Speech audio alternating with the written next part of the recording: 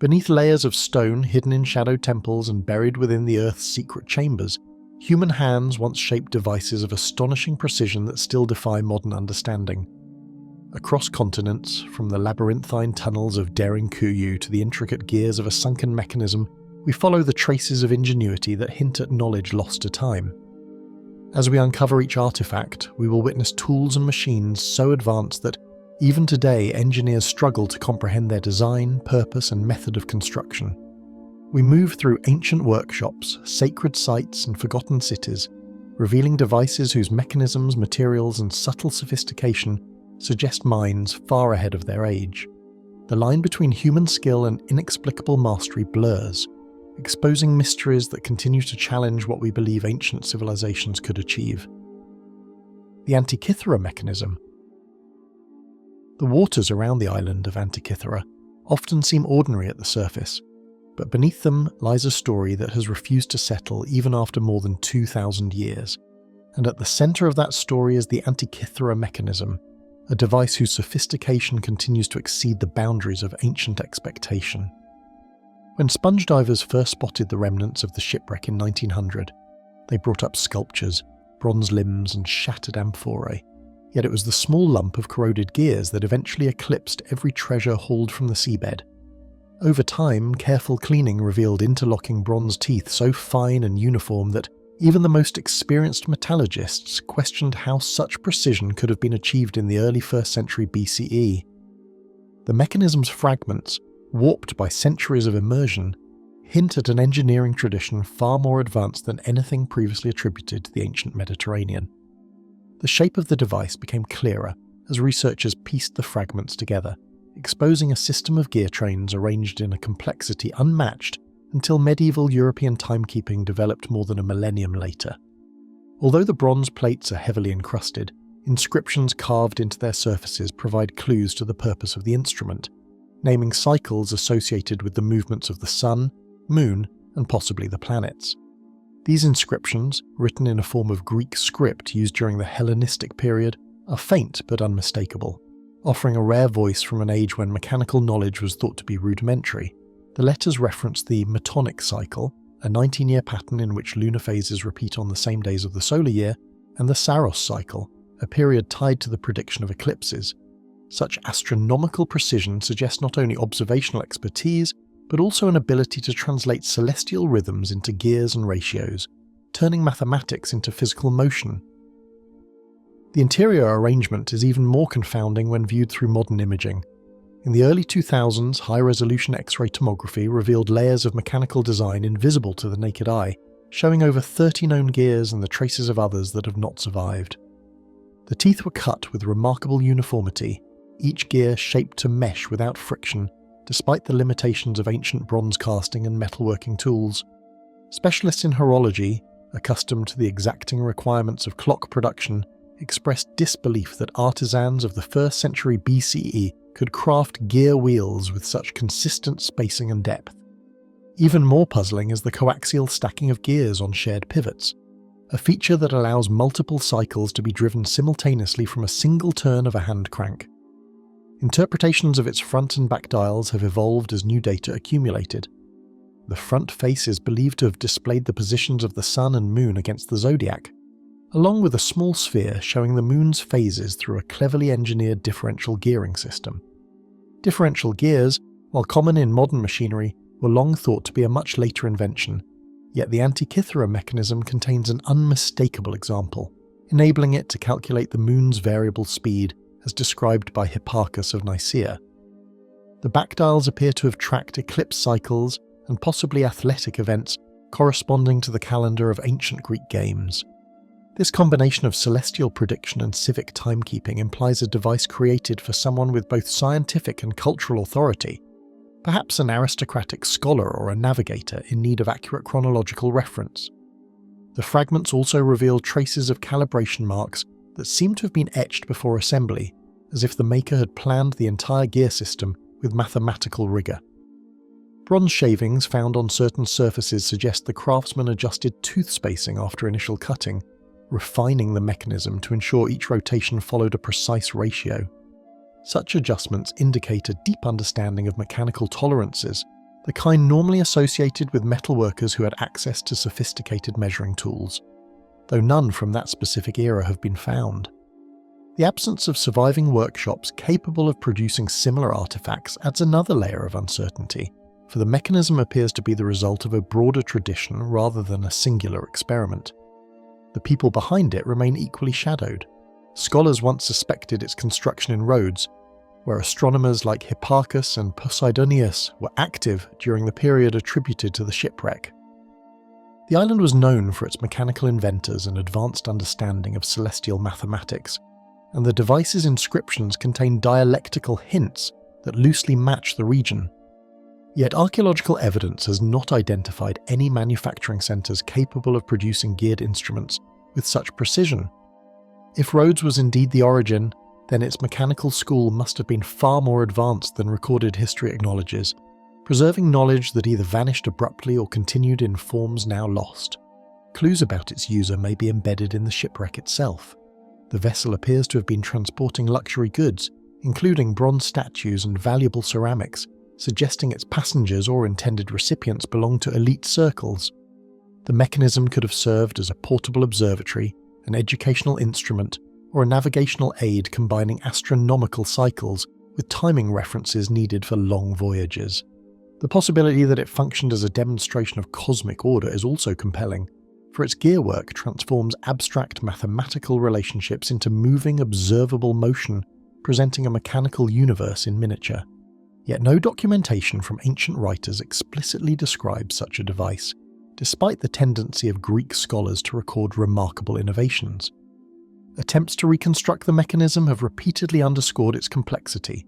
Modern engineers have created working replicas based on current interpretations, but none claim absolute certainty, for several gears are missing and the original housing remains partially unknown.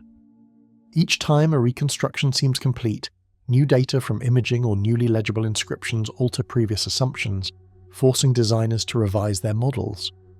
Some reconstructions include planetary indicators, while others exclude them due to insufficient evidence, illustrating the challenge of interpreting an object whose creators left no manual. Even with computer modelling, reverse engineering the full system remains a task riddled with speculation. There is also the question of why such a device has appeared only once in the archaeological record, despite its apparent sophistication. If ancient artisans had mastered complex gearing, one would expect similar instruments to be discovered across the Mediterranean, yet none with comparable intricacy have surfaced.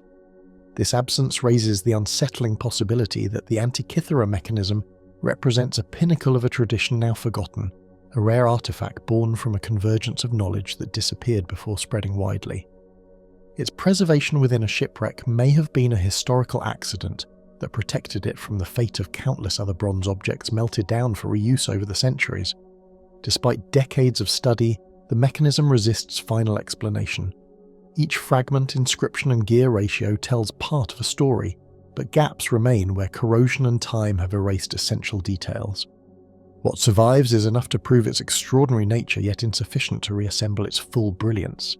It is as if the ancient world allowed only a glimpse of mastery, before withdrawing the rest into the depths where the device once lay. Somewhere within that missing portion may rest the true reason the Antikythera mechanism behaves like a machine from a future the ancient world was never meant to know. The Baghdad Electric Battery. Inside a dim museum storeroom where the air settles in a quiet haze, a simple clay vessel sits on a wooden shelf with a presence far heavier than its unremarkable shape suggests. The jar is about 15 centimeters tall, its surface roughened by age and the slow abrasion of time, and it was first unearthed in the 1930s at Kujat Rabu, near modern-day Baghdad, during routine excavations that uncovered remnants of Parthian-era settlements. No inscriptions cling to its surface, no patterns or symbols hint at sacred use, yet the vessel holds a quiet tension that draws the gaze of anyone who lingers near it. Only when the jar is opened and its components revealed does its unsettling identity begin to take form, for inside this modest container lies an arrangement that should not have existed in the ancient world. Resting within the jar's coarse walls is an unexpectedly deliberate arrangement of copper, iron, and hardened bitumen that looks more engineered than decorative. A rolled sheet of copper forms a cylinder that lines the interior, positioned with a precision that suggests intentional construction rather than accidental assembly. At its centre, an iron rod sits anchored in place, held firmly by a plug of brittle bitumen that seals the mouth of the jar, protecting the contents from exposure to moisture and air. Each of these elements could be dismissed as common materials of their time, widely used across the region for tools, containers and crafts, but their combined configuration raises a quiet sense of design. There is purpose in their geometry, in the spacing between metals, in the way the seal prevents corrosion, hinting at a knowledge of how these materials interact under the right conditions. Several early 20th century experiments revealed that when the vessel was filled with acidic liquids, the components produced a small but measurable electrical charge. Researchers tested vinegar, grape juice and lemon-based mixtures, each capable of serving as an electrolyte, and the results consistently yielded voltages ranging from 0.5 to 1 volt. Modest by modern standards, yet remarkable for an object that predates known electrical experimentation by nearly 2 millennia. These demonstrations drew considerable attention in the 1930s and 1940s, especially when replicas built from similar materials reproduced the effect with surprising reliability. The realization that such a simple arrangement could create electricity cast a different kind of shadow over the jar's origin, transforming it from a curious artifact into a technological anomaly. For decades, the National Museum of Iraq grappled with the artifact's interpretation as shifting political situations, cataloguing challenges, and disrupted research, casting long shadows over its history. The original discovery notes were sparse, providing little detail about the surrounding context or associated finds, and early museum records were recompiled multiple times, occasionally resurfacing with contradictory information about layers, dates, and storage locations. During periods of instability, artifacts were moved repeatedly to protect them, sometimes hastily, and many items, including pieces related to the jar's early study, were separated or misplaced. The result is a fractured institutional memory, leaving scholars to reconstruct the battery's past through scattered reports, aging photographs, and the jar itself, which remains steadfastly mute. Across the broader landscape of ancient Mesopotamia and neighbouring empires, no other workshop has yielded an object that behaves quite like this one. Craftsmen of the Parthian period were skilled metalworkers, capable of producing intricate jewellery, fine glass and medical tools, yet no known tradition suggests the existence of devices designed to harness electrical reactions. The jar has no parallels in religious contexts, no analogues in domestic inventories, and no companions in scientific treatises or recorded experiments. It stands alone in its function, isolated from any lineage that might explain where the idea originated or how it was applied. This isolation heightens its mystery, for extraordinary technology typically emerges from a progression of ideas, not from a singular artifact without predecessors. Every major hypothesis proposed for the jar's purpose solves one mystery only to expose another, leaving scholars in a circle of explanations that never quite close. The most popular theory suggests the device served for electroplating small objects with precious metals, a process replicated successfully in modern laboratories using battery-like setups, nearly identical to the jar's design. Yet no electroplated artifacts from the region show signs of battery-assisted methods, and ancient plating techniques already relied on mechanical and chemical processes that required no electricity. Others argue for medicinal or ritual functions, positing that electrical sensations could have been used in healing or divination, but no textual evidence supports this. Still others imagine the jar as a scientific curiosity, perhaps a demonstration tool, though such an idea implies a culture of experimental science that remains undocumented. Even more unsettling is the fact that no parallel devices have ever been recovered from surrounding sites, depriving the jar of the cultural context it urgently needs. The excavation at Kujut Rabu produced multiple similar vessels, but these lacked metal components, leaving their relationship to the battery uncertain. Without additional examples, scholars cannot determine whether the device was unique, part of a larger but lost practice, or misinterpreted altogether. The absence of supporting finds ensures that the jar occupies an uneasy space between artifact and enigma, its meaning suspended in archaeological isolation. Modern replicas created in laboratories can generate voltage with surprising consistency, yet none clarify what such modest power could have achieved in antiquity. A single volt is enough to tingle the skin or coat a small metal object with thin layers of gold, but too weak to illuminate lamps, operate machinery, or perform functions typically associated with ancient engineering. This disparity between capability and purpose deepens the mystery, for ancient artisans rarely invested effort into designs without clear utility. The jar seems simultaneously intentional and impractical, a contradiction that refuses easy resolution. Recent analyses of the jar's materials have raised new questions about intentionality, as the metal purity, corrosion traces, and sealing compounds appear more purposeful than previously assumed. Copper samples show uniformity suggesting controlled manufacturing rather than reused scraps, and the iron rod's corrosion pattern indicates a history of contact with acidic liquids. The bitumen seal displays signs of repeated handling, as though it had been removed and reapplied multiple times. These observations imply activity, experimentation, perhaps even a learning process, though no written record survives to explain who conducted it or why. In the end, the jar seems to hover between possibility and uncertainty, offering the impression of a device designed for a function still beyond our understanding. It defies placement within familiar categories: tool, ritual object, scientific instrument, yet its components align too neatly to be accidental. What remains is an artifact that reveals just enough to provoke questions, but withholds every answer that might close them. What lies dormant in its hollow core feels less like an artifact of the past and more like a question still searching for the age that can answer it. The Saqqara bird. Long before the object earned worldwide scrutiny, the Saqqara necropolis offered it quietly to the dust as though it were just another wooden token of a vanished world. Buried within the tomb of Padi-Amen in 1898, among jars, figurines, and funerary equipment, the small sycamore wood carving seemed at first glance to be an ordinary bird-shaped amulet. Yet even as it rested in the sand and shadows of ancient corridors, something about its proportions suggested a purpose beyond symbolic decoration. Its wings, slender and outstretched, taper in a way that hints at motion. Its tail rises vertically like a stabilizer, unlike any bird typically represented in Egyptian iconography. Despite its modest size, less than 15 centimeters from tip to tip, the figurine radiates an engineering precision that belies the centuries it has silently endured. Shifting attention toward the artifact itself reveals a small sycamore figurine whose proportions resist attempts to classify it as mere ornament. The wings are straight-edged and parallel, unlike the downward curves seen in natural birds carved for ritual or funerary contexts. The tail is squared and flat, ending in a rudder-like panel that seems to control stability rather than imitate plumage. There are no carved legs, no claws, and no beak emphasized beyond simple shaping, which makes the form oddly abstract while retaining recognizable avian characteristics. Every curve and angle seems deliberate, from the sweep of the wing to the slight tapering of the tail, suggesting knowledge of balance and aerodynamics that modern engineers have struggled to explain.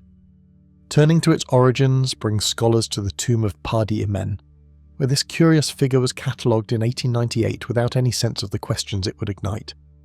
The burial itself was modest by comparison to royal interments, yet it contained a wide array of funerary items, pottery, statuettes, and personal objects intended for the afterlife. The bird's placement, tucked among offerings and ritual paraphernalia, signals that it held significance to the deceased, though the nature of that significance remains elusive. Archaeologists have noted that small wooden figurines were commonly included in tombs to act as symbolic companions or spiritual aids, but none match the unusual combination of geometric simplicity and implied functionality seen in the Saqqara bird. Examining its contours more closely, engineers note a wingspan and curvature that seem uncannily suited for controlled glide rather than ritual symbolism. Laboratory recreations have tested its potential for flight, revealing that when balanced on a slender pivot or launched under gentle wind, the figurine can maintain a steady glide. The center of mass falls near the wing root, a critical feature for stability in flight, and the tail acts as a rudder to correct direction, producing patterns of motion similar to small gliders. These findings raise a question that has haunted scholars for decades.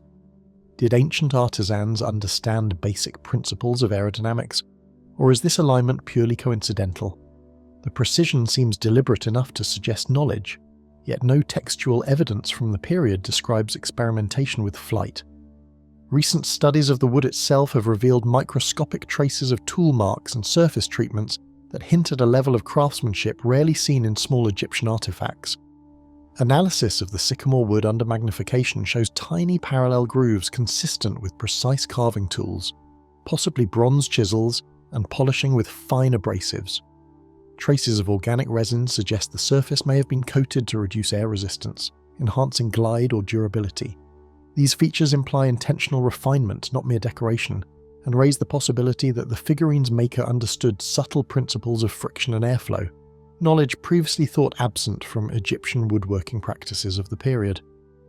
The artifact thus demonstrates a combination of observational skill, material awareness, and experimental thinking that continues to puzzle both historians and engineers.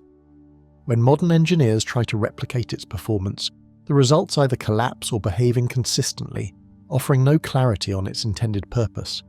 Replicas carved from sycamore or similar wood sometimes pitch forward or spiral, requiring careful adjustment of weight distribution to reproduce the stability observed in experimental trials. Even the tiniest variation in tail angle or wing thickness can produce drastic changes in behaviour, implying that the original maker calibrated the figurine with remarkable care. Despite these studies, no consensus exists among engineers or archaeologists, and each new test tends to generate more questions than answers. The artifact resists simplification. It is neither a toy, a ritual object, nor a fully functional glider, occupying a category that challenges contemporary assumptions about what ancient Egyptians could conceive and construct. Looking deeper into its cultural setting, researchers encounter a civilization that blended practicality with spiritual aspiration in ways that complicate modern assumptions. Birds in Egyptian symbolism often represented transcendence, vision, and connection to the divine, particularly in association with Horus or solar motifs. The Saqqara bird could embody these ideas, bridging the material and spiritual worlds. Yet the unusual precision of its geometry implies that the artisan may have been experimenting with a principle not yet articulated in writing. Could it have been a learning tool, a prototype, or even a ceremonial demonstration of flight in miniature? The artifact suggests that some Egyptians may have engaged in empirical observation and experimentation, leaving behind no records other than this enigmatic object. Toward the end of every analysis, the question returns to whether this carved form represents knowledge preserved or knowledge deliberately concealed. Its simplicity masks a complexity that modern scholars still struggle to quantify. The bird's existence provokes comparisons to later experiments in aerodynamics, centuries before such concepts were formally defined. Some engineers have hypothesized that the figurine inspired design elements in kites or early gliders, though no historical link can be proven. In every examination, the figurine behaves like a silent instructor, offering glimpses of understanding without providing a complete lesson, forcing observers to wrestle with the boundary between observation and interpretation. Nothing in its quiet silhouette reveals why a shape so small carries a mystery that refuses to land. The Roman dodecahedra. Cradled in the palm, a small bronze object feels heavier than its size suggests, its hollow interior inviting questions that have echoed for centuries. These 12-faced dodecahedra first came to light in scattered archaeological digs across the Roman Empire, appearing in sites from modern-day France and Germany to northern Italy and Hungary. Each discovery is tantalizing yet frustrating, for the objects never come with inscriptions or guides. Crafted centuries ago, they survive as silent witnesses to a practice that has left no record, their purpose veiled behind symmetry and bronze. Though small, measuring typically between 4 and 11 centimeters across, they carry a sense of intention so precise it hints at knowledge lost with the centuries. Each of the 12 pentagonal faces is punctured by a circular aperture, their diameters varying with deliberate irregularity that defies immediate comprehension. At each vertex, small knobs protrude, their form uniform but subtly inconsistent across examples. The geometric pattern is precise, yet not mechanical. It feels human, calibrated with care. The hollow core amplifies the mystery, creating a shape that is both solid and empty, balanced yet strangely unnatural. Handling the object, one can almost sense a duality, an item designed to be used and an item designed to perplex. Across the remnants of the Roman Empire, from Gaul to Pannonia, dodecahedra appear in scattered deposits, often isolated from inscriptions or explanatory artifacts. Archaeologists have unearthed them in domestic contexts, in the ruins of villas, and occasionally near burial sites, yet no pattern of placement fully clarifies their purpose. The lack of accompanying texts or iconography creates a silent narrative, an object repeated enough to be recognized yet undocumented enough to remain inscrutable. Each find adds more weight to the enigma, suggesting these objects were not trivial or singular, but the absence of context keeps them suspended in mystery.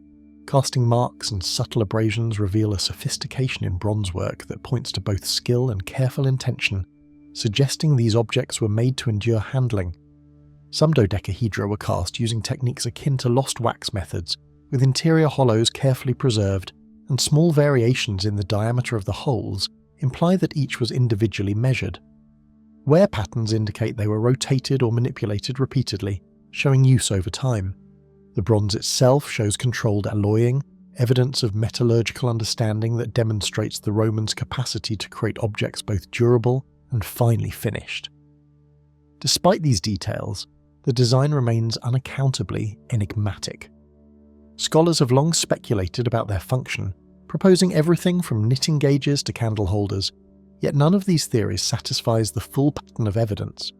A theory that they were used to measure finger sizes for gloves explains the holes but not the knobs. A suggestion that they held candles accounts for some shapes but fails under practical inspection. Other hypotheses, such as dice or religious emblems, are equally incomplete. Each explanation offers insight into one feature while leaving others unaddressed, and no surviving documentation confirms any purpose. The contradictions underscore the device's enduring riddle. It is simultaneously comprehensible in parts and impossible as a whole. Some researchers notice geometric proportions within the dodecahedra that hint at spatial or calendrical knowledge, though no textual proof corroborates such use. The holes may correspond to measurements of distance or angles, or possibly to astronomical observations, as some have suggested links to the movement of the sun or stars. The geometric symmetry, 12 faces and varying hole sizes, provoke thought about whether the objects encoded numerical or seasonal patterns. Still, without direct evidence, these connections remain speculative, a tantalizing glimpse of potential sophistication that cannot be fully verified. Where along the edges of the holes and occasional dents imply frequent manipulation, as if the objects had been rotated, fitted, or threaded repeatedly over time. Some dodecahedra show more abrasion on certain faces, hinting at preferred orientations or repeated handling. The hollows may have accommodated rods or pins, though no matching implements survive. Such patterns suggest a functional purpose that was practiced consistently, yet how it was integrated into daily or ritual life remains unknown. Each observation deepens the puzzle, revealing careful usage while keeping the object's original role frustratingly opaque. Within Roman society, objects could occupy multiple roles, and the dodecahedron may have existed both as a tool and as a symbol, blending function with enigmatic meaning. Romans valued geometric precision, numeracy, and ritualistic displays, and many objects carried dual purposes. The dodecahedron may have bridged practical measurement and symbolic geometry, embodying principles of order or cosmology. Yet the very features that suggest sophistication, the hollow core, 12 faces, knobs and holes, also resist simple categorization. The artifact hovers between a utilitarian implement and a ceremonial device, its original intent hidden in the careful hand that created it. Despite the hundreds that have survived, the purpose of these 12-faced devices remains opaque, leaving a puzzle that stretches across time and geography. Archaeologists, historians and engineers continue to examine them, rotate them in their hands, and measure their dimensions in hopes of discovering a clue that has eluded all previous observers. The dodecahedra reveal the Romans' skill, their attention to form, and perhaps their inclination toward experimentation or ritualized practice. But nothing explains the combination fully. Each discovery reinforces both knowledge and ignorance, a delicate balance that deepens the intrigue. Even as their geometric perfection is admired, each dodecahedron resists interpretation, offering clarity in form but withholding certainty in use. Their hollow interiors, 12 pentagonal faces, and protruding knobs create an object that is beautiful, practical, and utterly mysterious. They are tactile puzzles, objects meant to be held and manipulated, yet their function remains inaccessible across the centuries.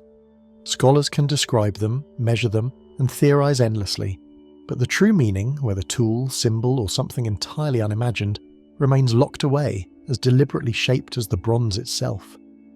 Each dodecahedron rests in silence, 12-faced and hollow, as if waiting for someone alive to remember how it was once meant to turn the world in their hands. The Lycurgus Cup. In the quiet glow of a museum display, a small Roman cup seems to change its very nature, shifting from deep green to ruby red as light passes through its walls. Centuries have passed since artisans first shaped it, yet its colours seem almost alive, defying expectations of both glass and imagination. The cup, named after King Lycurgus, whose myth it portrays, immediately captivates observers with a subtle transformation that no ordinary material could achieve. Its optical effects draw viewers close, inviting speculation about the skill, intent, and knowledge of the hands that created it. Even before a single technical analysis is made, the object speaks of a civilization capable of blending art, technology, and wonder. Carved with intricate relief, the glass depicts the myth of King Lycurgus entangled by vines, every figure rendered with a precision that belies the material's fragility. The surface tells a story, the king's body twisting amid the creeping vines as satyrs and nymphs observe, while the craftsmanship of the figures enhances their dimensionality. The relief is delicate, with edges and contours that catch light differently depending on the viewing angle, subtly interacting with the cup's colour-changing property. Every detail, from the folds of clothing to the curling vines, seems intentionally composed to create both narrative and aesthetic impact, revealing a sophisticated understanding of perception and material. Created in the 4th century CE, this vessel would have belonged to the elite, a luxury object reflecting both wealth and the fascination with spectacle that pervaded Roman culture. Glass was prized and costly, often reserved for ceremonial occasions or display in the homes of the affluent. Roman fascination with optical effects, luxury, and the unusual is evident in mosaics, coins, and other artworks of the period, yet the Lycurgus cup surpasses nearly all known examples in complexity. The cup would have served as both a functional vessel and a conversation piece, its shifting colours transforming ordinary use into a moment of wonder. Under closer scrutiny, scientists discovered that the cup's colour-changing phenomenon arises from microscopic particles of gold and silver suspended within the glass, producing an effect centuries ahead of its time. These nanoparticles, no larger than a few billionths of a metre, absorb and scatter light differently depending on whether it is transmitted or reflected. The result is a dramatic colour change, opaque green under reflected light, glowing crimson when illuminated from behind. That such precise nanoscale engineering was achieved without microscopes or chemical theory illustrates a level of empirical knowledge that remains staggering to modern observers. The fusion of artistic relief and precise nanoparticle distribution required mastery that modern engineers still find difficult to replicate, leaving the cup suspended between science and magic. Achieving even a single colour shift in contemporary glassmaking demands careful particle sizing and distribution, yet the Romans accomplished this over 1,600 years ago, likely through experimentation, observation, and repetition. The artisans combined aesthetic narrative with technological subtlety, producing a vessel that is at once beautiful, functional, and scientifically extraordinary. Modern reconstructions capture only fragments of the effect, failing to fully replicate the Lycurgus cup's nuance. Unearthed in a buried hoard in northern England, the Lycurgus cup survived the ravages of soil, time, and environmental decay, emerging as one of the rarest examples of Roman glasswork. Found alongside coins and other luxury objects, it likely had value not only for its material but also for its artistic and possibly ceremonial significance. The fact that it endured centuries underground without shattering or losing its optical properties is remarkable, hinting at careful selection of materials and an understanding of durability. Its discovery reminded scholars that Roman artisans had reached heights of craftsmanship often underestimated in modern narratives. Spectroscopy and electron microscopy have revealed the exact size and arrangement of the metallic particles, demonstrating that the Romans achieved nanoscale engineering without a formal understanding of such science. Analyses show that gold and silver are present in clusters finely dispersed throughout the glass, creating the dichroic effect.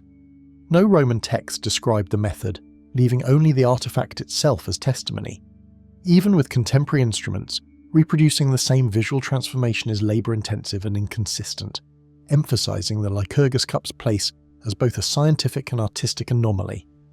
The imagery of King Lycurgus entangled in vines may have been enhanced by the cup's optical effects, as liquid transformed to deep red would evoke blood, intertwining narrative, ritual, and material mastery. Drinking from the cup might have produced a moment of theatrical intensity, with wine glowing like crimson in transmitted light, while appearing muted in reflected light. This combination of mythological storytelling and optical illusion suggests that the artifact was not only decorative but experiential, designed to captivate and perhaps even convey symbolic meaning in ceremonial contexts. In a civilization renowned for engineering, metallurgy, and chemical experimentation, the cup embodies a rare synthesis of art, technology, and symbolic expression, yet the knowledge to reproduce it vanished entirely. The Romans mastered glassmaking and metalwork, yet no contemporary or subsequent tradition replicated the Lycurgus cup's effect on the same scale or precision. It stands as a testament to a particular moment in history when empirical observation, aesthetic vision, and technical skill converged, producing a result that still baffles and inspires. The cup's mystery endures, a bridge between ancient ingenuity and modern wonder. Centuries of admiration have yet to explain how a society without microscopes or modern chemistry could craft an object so subtly responsive to light, leaving observers suspended between wonder and speculation. Scholars and artisans alike continue to marvel at the precision, the narrative integration, and the optical magic, yet the full method of its creation remains lost to time. In every examination, the cup demonstrates that knowledge can exist in practice, embodied in objects, and yet vanish without documentation, challenging modern assumptions about what ancient peoples were capable of. In its shifting hues, the Lycurgus cup holds a secret that light alone seems capable of revealing, yet centuries of observation have uncovered only questions. The Ulfberht swords. Cold steel sings beneath the hand, its weight and balance revealing a precision that seems impossible for a blade forged over a millennium ago. The Ulfberht swords, forged between roughly 800 and 1000 CE, immediately convey a sense of purpose, a fusion of lethal function and technical brilliance that sets them apart from any other weapon of the era. Holding one, it is easy to imagine the shock of adversaries on the battlefield, the confidence of a warrior gripping a blade that refuses to bend or break. These swords were not merely tools of war, they were statements of skill, wealth, and knowledge, artifacts of a society that had somehow unlocked a metallurgical secret lost to time. The double-edged sword tapers to a perfect point, its cruciform hilt finely finished, while the plus Ulfberht plus inscription gleams like a secret signature of its maker. The letters, often inlaid with precious metals, announce the sword's origin, yet they reveal little else. Every edge, every curve, every bevel has been meticulously crafted, suggesting artisans who understood both the art of combat and the science of metal. The hilt's balance complements the blade's weight, creating a weapon that feels alive in the hand, responsive to subtle movements, and capable of delivering precise, deadly strikes. Crafted during the Viking Age, these swords travelled across Europe, carried by warriors whose status and skill were inseparable from the weapons they wielded. From the riverbanks of the Rhine to the forests of Scandinavia, Ulfberht's swords symbolised power and distinction. They were expensive to commission, often passed down through generations, and their presence on the battlefield could intimidate foes as effectively as any swing of the blade. The swords were as much a cultural statement as they were a martial instrument, representing a combination of technological innovation and social prestige rarely achieved in any age. Microscopic analysis shows steel of extraordinary purity, with carbon content and tempering techniques that produced a resilience centuries ahead of contemporary European blades. Modern metallurgists are astonished by their performance. Ulfberht blades were both hard enough to hold a razor-sharp edge and flexible enough to absorb shocks that would shatter ordinary iron swords. Achieving this required a level of metallurgical knowledge thought impossible for the time, suggesting either the importation of superior steel or a highly guarded secret in forging methods. The result is a weapon that, even today, inspires awe among blacksmiths and historians alike. Creating such blades required precise control over temperature and materials, knowledge that seems lost, as no other European forge of the era achieved comparable results. The high-carbon steel produced in small, carefully controlled batches would have demanded repeated cycles of heating, folding and quenching. Small errors in timing or composition could ruin a blade entirely, yet the Ulfberht swords exhibit a consistency and durability that defy the tools and knowledge supposedly available in the early Middle Ages. Each sword is evidence of a mastery that vanished almost as quickly as it appeared. Over 100 examples have been recovered from riverbeds, graves and battlefields, their distribution hinting at an extensive trade network and the value placed on these exceptional weapons. Some were discovered in sacrificial deposits, others in burial sites, while a few have been found far from their likely production areas, suggesting that Ulfberht steel travelled great distances as a prized commodity. The fact that these swords were found in widely separated locations underscores both their desirability and the mystique surrounding their creation, a reputation that spread across borders and generations. Tests with modern metallurgy reveal that even today's blacksmiths struggle to combine flexibility, hardness, and edge retention in a single blade the way Ulfberht craftsmen did. Experimental reconstructions using historically plausible methods often fail to achieve the same performance, breaking or dulling after minimal use. This technological gap reinforces the mystery. While historians and scientists can describe the materials and methods in theory, replicating the precise control exercised by Ulfberht artisans remains beyond reach. It is a tangible example of knowledge lost, leaving only the swords themselves as proof. These swords were more than tools of war. They were symbols of prestige, indicators of skill and tokens of power in Viking society, inspiring awe on and off the battlefield. A warrior equipped with a Ulfberht blade would carry both a weapon and a statement, a visible sign of connection to a lineage of elite craftsmanship. In combat, the sword's superior resilience could provide a decisive advantage, while in ceremonial or social settings, it functioned as an emblem of status, wealth, and hidden knowledge.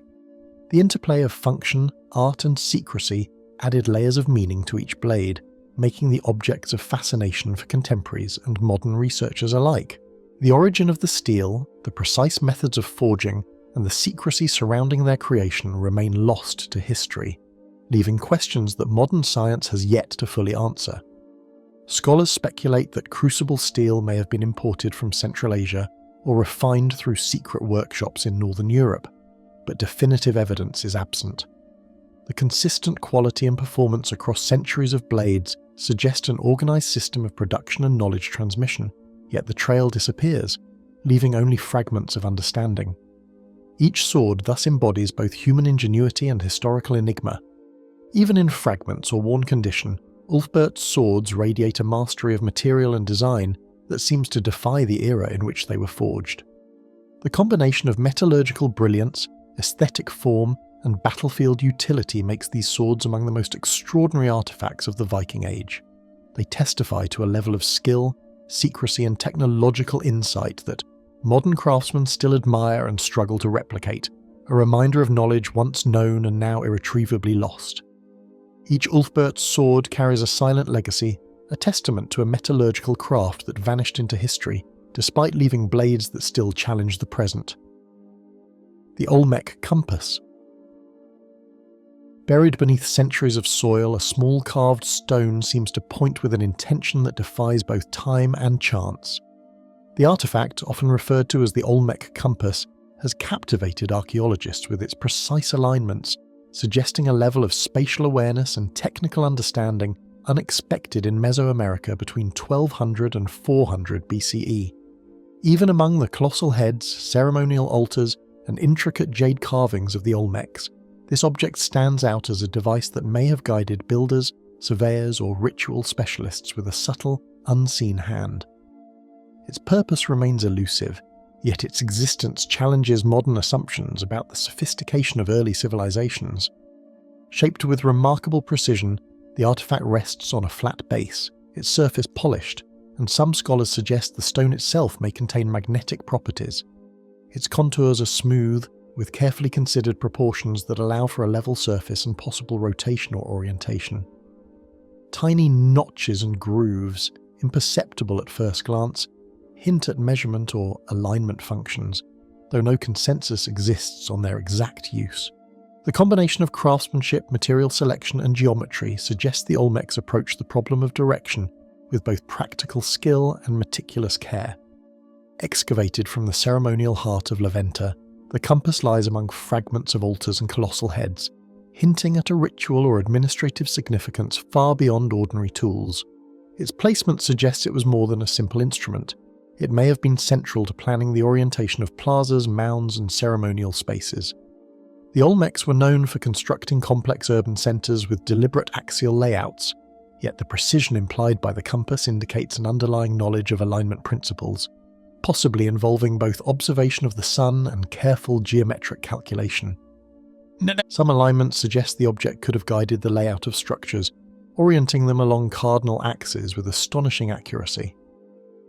When compared with satellite imagery and field measurements, many Olmec pyramids, plazas, and causeways align remarkably well with true north and significant solar or stellar events. Whether the artifact was used as a reference, a measuring device, or a ceremonial pointer, the results are unmistakable. The Olmecs achieved a level of orientation precision that would not be widely recorded elsewhere for centuries. The compass, if functional, demonstrates a combination of empirical observation and ritual awareness rare for its era. Modern testing reveals subtle anomalies in mineral composition, suggesting that the Olmecs may have selected or treated the stone to enhance its directional capabilities. Analyses indicate the presence of iron-bearing minerals that could have interacted with Earth's magnetic field, though whether this was intentional or coincidental remains unknown. Even today, replicating the effect using materials and techniques available in Mesoamerica is difficult, implying a depth of experimentation and empirical knowledge long forgotten. The artifact embodies both scientific curiosity and technological intuition, leaving its observers suspended between admiration and uncertainty. The orientation of pyramids and plazas, mirrored in the artifact's alignment, hints at a connection between spatial design, celestial observation, and ritual practice. Monumental sculptures and altars often correspond to solstices, equinoxes, or lunar cycles, suggesting that the compass may have functioned as a tool in the hands of astronomer priests or elite planners. Its presence in ceremonial centres reinforces the idea that Olmec society intertwined technical knowledge with spiritual and political power, producing constructions that were both functional and symbolic. Every measurement, every axis appears deliberate, a testament to observation refined into practice. If the Olmecs employed directional tools centuries before compasses appeared elsewhere, their understanding of empirical observation and geography may have been far more sophisticated than previously imagined. Evidence of long-distance trade, navigation along rivers, and the transport of massive stone heads indicates a civilization capable of integrating logistical planning with scientific reasoning. The compass, whether magnetic or geometric, reveals a facet of Olmec intelligence that transcends their material culture alone, suggesting a mastery of orientation, measurement, and spatial design previously uncredited to the region. Using only materials from the Olmec period, experiments to recreate the compass yield unpredictable outcomes, confirming that its original makers possessed lost knowledge. Modern archaeologists and experimental archaeologists have tried using basalt and lodestone in controlled settings to mimic directional behaviour, yet the precision observed in Olmec sites remains unmatched. Such experiments highlight the gap between empirical observation and practical implementation, and they underline the enigmatic brilliance of Olmec planners who may have developed a form of proto-compass centuries before its documented use elsewhere. No written record explains how the Olmecs discovered these alignments or transmitted the method, leaving modern researchers to speculate on intent, experimentation, and lost expertise.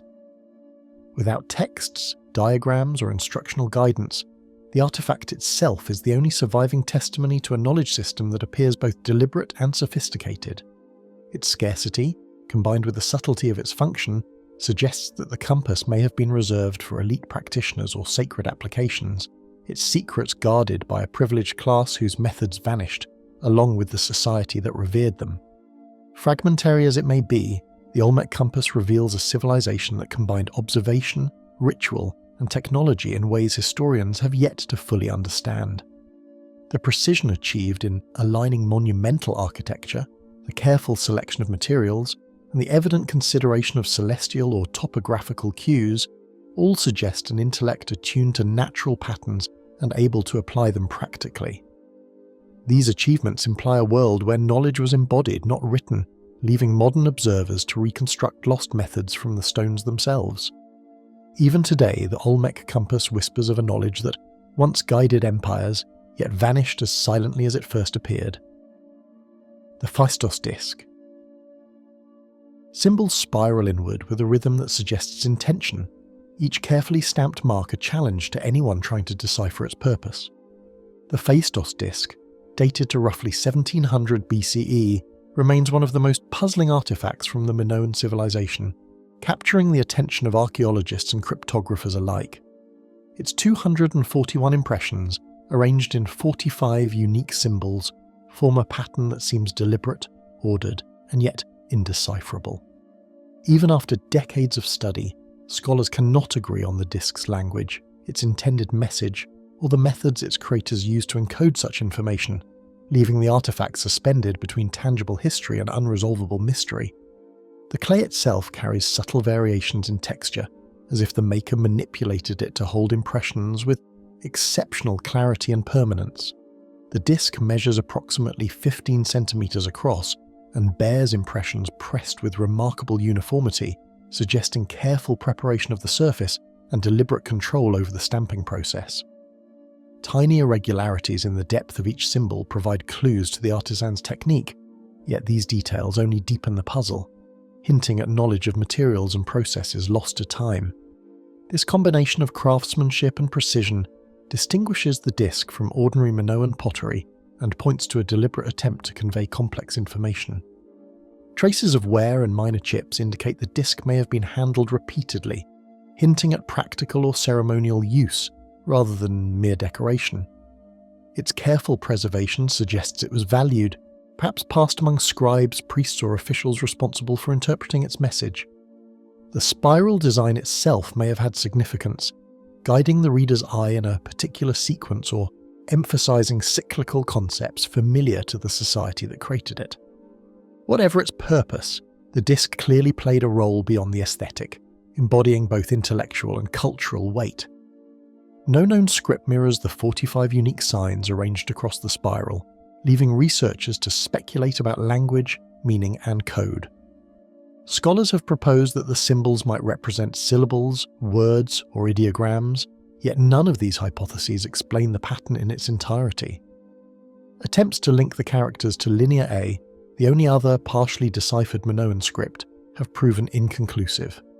The absence of parallel inscriptions makes it impossible to confirm even the most basic assumptions about syntax, leaving the disk as a solitary enigmatic message from the past. Close examination reveals a remarkable uniformity in each impression, implying that the creator possessed both specialized tools and a sophisticated method of replication. Every stamp appears deliberately placed, with consistent orientation and spacing that would have required both patience and foresight. This suggests a level of technical understanding not typically attributed to Minoan artisans, implying experimentation with techniques that could produce consistent results across a clay surface. In this way, the disk combines artistry with precision engineering, a hybrid form that continues to baffle modern researchers.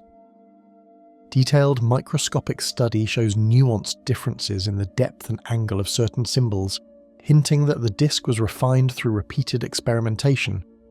These variations indicate a trial and error approach, implying the creator was not only skilled but also experimental, possibly adjusting each stamp to ensure clarity or accuracy. Some symbols are slightly rotated or deeper than others, hinting at an awareness of how light, shadow, and tactile feedback would influence interpretation. This level of attention suggests the disk was more than decorative. It may have been intended for repeated handling or observation under varying conditions, reflecting a nuanced understanding of both material and perception that was extraordinary for its era. Some theories suggest the sequence may record chants, astronomical cycles, or inventories, but the spiral's precision resists any definitive interpretation. Its form could reflect ritual repetition, mnemonic organization, or even a calendrical system, yet no combination of readings has produced a coherent or universally accepted translation. The combination of complexity and ambiguity ensures that each proposed theory carries its own limitations, underscoring the disk's status as a technological and intellectual enigma rather than a simple inscription.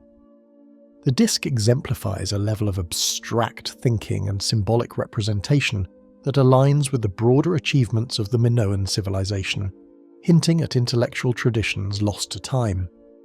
The Minoans created elaborate palaces, intricate frescoes, and sophisticated trade networks, and the Phaistos disk may reflect a similarly advanced approach to recording information or ritual knowledge. Its design embodies an understanding of pattern, repetition, and sequence that suggests the creators were experimenting with methods of encoding information in ways that predate widely recognized writing systems. Digital imaging, 3D modeling, and comparative studies have clarified how the disk was created, yet its meaning remains elusive despite every modern analytical tool. Researchers can trace the depth of impressions, the angle of each symbol, and the overall symmetry, but these technical insights provide no translation. Every attempt to decode the disk, from computational linguistics to cryptographic analysis, has only reinforced the mystery, emphasizing how much of its knowledge may have been context-dependent, lost with the civilization that produced it. Without corroborating inscriptions, the intended audience, function, or linguistic structure remains entirely speculative, a testament to lost knowledge. Whether it was meant for ritual specialists, scribes, or a limited elite circle remains unknown.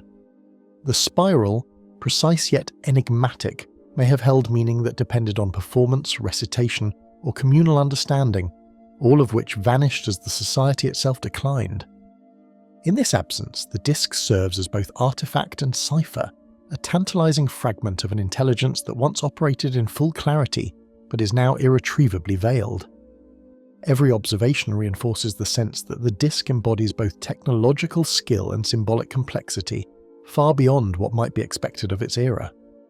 Its combination of precise manufacture, unique writing, and intricate design suggests a civilization capable of experimentation and abstract thinking, yet unwilling or unable to transmit its methods in a form that survives comprehensibly. The Phaistos disk thus stands as a testament to lost knowledge, a tangible trace of human ingenuity that continues to challenge and inspire curiosity across millennia.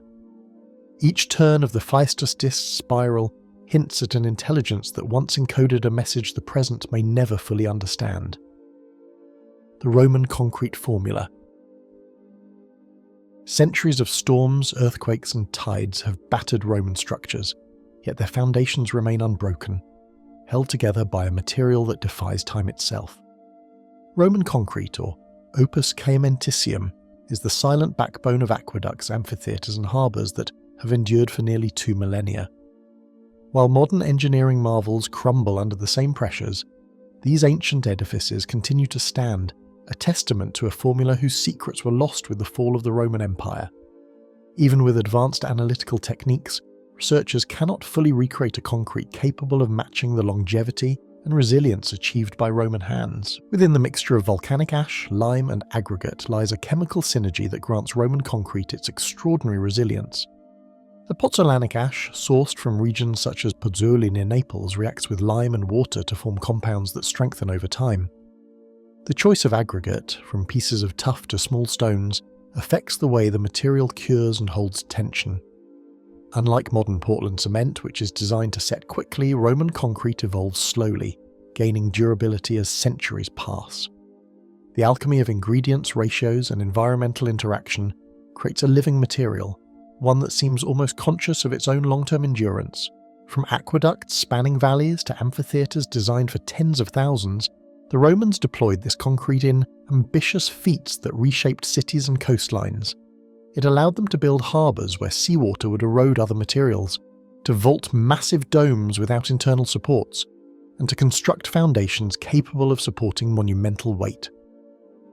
Structures like the Pont du Gard in France and the aqueducts of Segovia testify to the skillful application of a substance whose properties were understood in practice, even if its chemical intricacies would remain mysterious for millennia. The Pantheon's vast dome and the Colosseum's enduring foundations illustrate an understanding of stress, weight distribution, and material behaviour far ahead of the common knowledge of the time. architects layered lighter volcanic pumice near the top of domes to reduce stress and incorporated aggregate in patterns that strengthened walls against earthquakes and shifting soils. The precision of these constructions, combined with the self-reinforcing nature of the concrete itself, suggests that the Romans observed and refined their methods through trial, error, and keen empirical observation, producing results that continue to astonish modern engineers. Over decades, microscopic crystals form within the concrete, gradually reinforcing the structure in ways that remain only partially understood by modern science.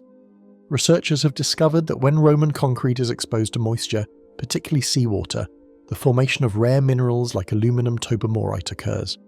These crystals grow slowly, filling microcracks and adding tensile strength. In essence, the concrete repairs itself, converting environmental interaction into structural reinforcement, a phenomenon that modern materials struggle to replicate. Careful layering, precise water ratios, and the selective choice of volcanic ash hint at a methodical, empirical knowledge of chemical reactions that preceded modern chemistry by millennia. Construction workers may have intuitively recognized which combinations produced the strongest material, adjusting mixtures based on experience and environmental observation. Some harbours, such as those along the Bay of Naples, show evidence that builders intentionally selected different ash sources and adjusted water content depending on tidal exposure. These subtle techniques reveal a level of sophistication that implies experimentation, observation, and iterative refinement, forming a proto-scientific understanding centuries before the scientific method was formalized. Close analysis of structure and composition suggests that the Romans may have exploited volcanic ash in ways that went far beyond simple reinforcement. Certain minerals within the ash react with seawater to form crystalline structures that reinforce the material, transforming exposure into advantage rather than decay. This phenomenon suggests an empirical mastery of materials and environmental interaction, achieved without the analytical tools modern engineers rely upon. The Romans effectively allowed natural chemical processes to work in their favour, embedding longevity into the concrete at a molecular level. Despite exhaustive studies using spectroscopy, microscopy, and chemical analysis, no modern mixture has yet matched the longevity and self-healing capacity of Roman concrete. Engineers can replicate its appearance and initial strength, yet after decades, these modern constructions deteriorate under conditions that Roman structures endure. Experiments attempting to recreate ancient formulas highlight subtle differences in mineral composition, hydration rates, and the interaction between aggregate and cement, suggesting that crucial elements of Roman methodology were never recorded and have been lost to history. How the Romans consistently achieved such durable mixtures, and whether they intentionally harnessed natural chemical processes, remains a question that continues to perplex engineers and scientists. Written records provide only limited guidance, offering recipes that hint at proportions but omit nuanced techniques that may have made the material extraordinary. The knowledge may have been considered practical trade secrets, passed orally among builders, or simply forgotten during the empire's decline, leaving the modern world to marvel at what was achieved with what appear to be remarkably simple ingredients. The surviving walls, piers, and domes testify to a brilliance combining observation, experimentation, and practical knowledge, leaving a legacy still confounding modern science. Roman concrete is more than a material, it is a testament to the synthesis of empirical skill, environmental awareness, and technical daring. It bridges the gap between art and science, embodying a lost chapter of engineering brilliance whose methods remain elusive, inspiring awe and persistent inquiry across centuries. From every standing pier and dome, the knowledge of Roman builders speaks, having shaped clay, ash, and lime into a material that continues to challenge modern understanding. The Maya water pressure system of Palenque. Water courses through the heart of Palenque with a precision that seems impossible for an era without pumps or modern engineering instruments. Beneath the dense jungle canopy, a hidden network of tunnels, channels, and reservoirs carried water to the city's temples, plazas, and ceremonial spaces with an efficiency that continues to puzzle engineers today. Unlike simple aqueducts seen elsewhere in the ancient world, the Maya system at Palenque combined ingenuity with subtle manipulation of pressure, flow, and sound, creating an infrastructure that was both functional and, in many ways, astonishingly sophisticated. Limestone tunnels, carved and lined with stucco, channel water with precise slopes, demonstrating an accuracy that seems impossible given the tools of the era. Each passage was meticulously shaped to maintain a steady gradient, ensuring that water moved neither too fast to erode the channel walls nor too slow to stagnate. The channels themselves vary in width and depth, adapting to the contours of the underlying rock while maintaining consistent flow. In some sections, hidden chambers act as reservoirs, allowing water to accumulate before being released in a controlled surge, demonstrating a practical understanding of hydraulic principles. The Maya harnessed gravity to generate pressure, manipulating velocity and turbulence in ways that suggest a practical mastery of fluid dynamics. Unlike later societies that relied on mechanical pumps, the Maya achieved precise control of water movement using elevation, channel design, and subtle constrictions.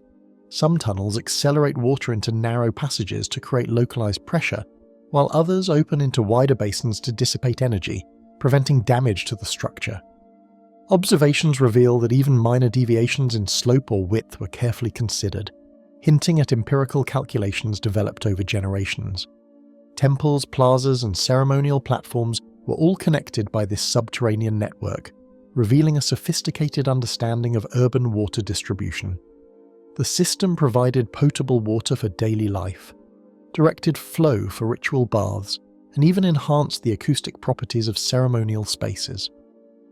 By integrating infrastructure with architecture, the Maya ensured that water became both a functional necessity and a symbolic element in the life of the city. The channels often emerged directly beneath plazas, producing rhythmic sounds that may have been perceived as part of sacred ceremonies, blending utility with experience. Labourers carved through solid rock and sealed channels with masonry techniques designed to prevent leakage and withstand centuries of pressure. The lining of stucco not only smoothed surfaces but also resisted water erosion, while strategically placed stones reinforced critical points against collapse. Evidence suggests careful maintenance, including periodic cleaning and reinforcement, ensuring that the system remains operational over decades. This combination of precise engineering and thoughtful materials selection underscores a mastery that modern engineers still find remarkable. Gradients and widths of channels indicate empirical calculations, implying that the Maya achieved precise control over flow without written formulas.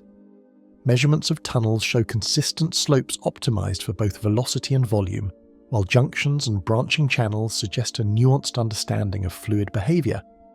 These designs appear to reflect trial and error learning refined over generations, demonstrating practical engineering knowledge passed orally and embedded in construction practices rather than codified in texts. During the 20th century, explorers revealed tunnels that had remained concealed for centuries, uncovering a system whose complexity surpassed earlier expectations.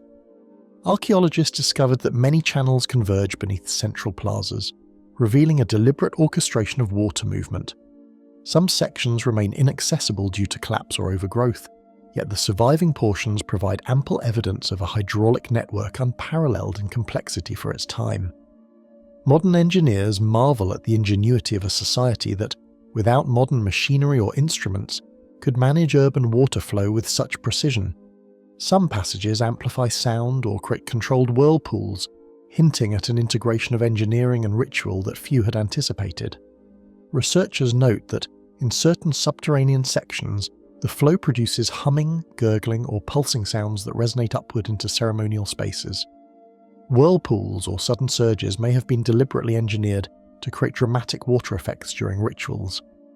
These features suggest that the Maya were not only engineers but also artists and orchestrators, blending technology with culture to enhance communal experiences. How the Maya calculated exact pressures, maintained the system, and integrated it with ceremonial practices remains a question that defies modern comprehension. No written instructions survive to explain the intricate techniques employed in channel placement, gradient selection, or reservoir management.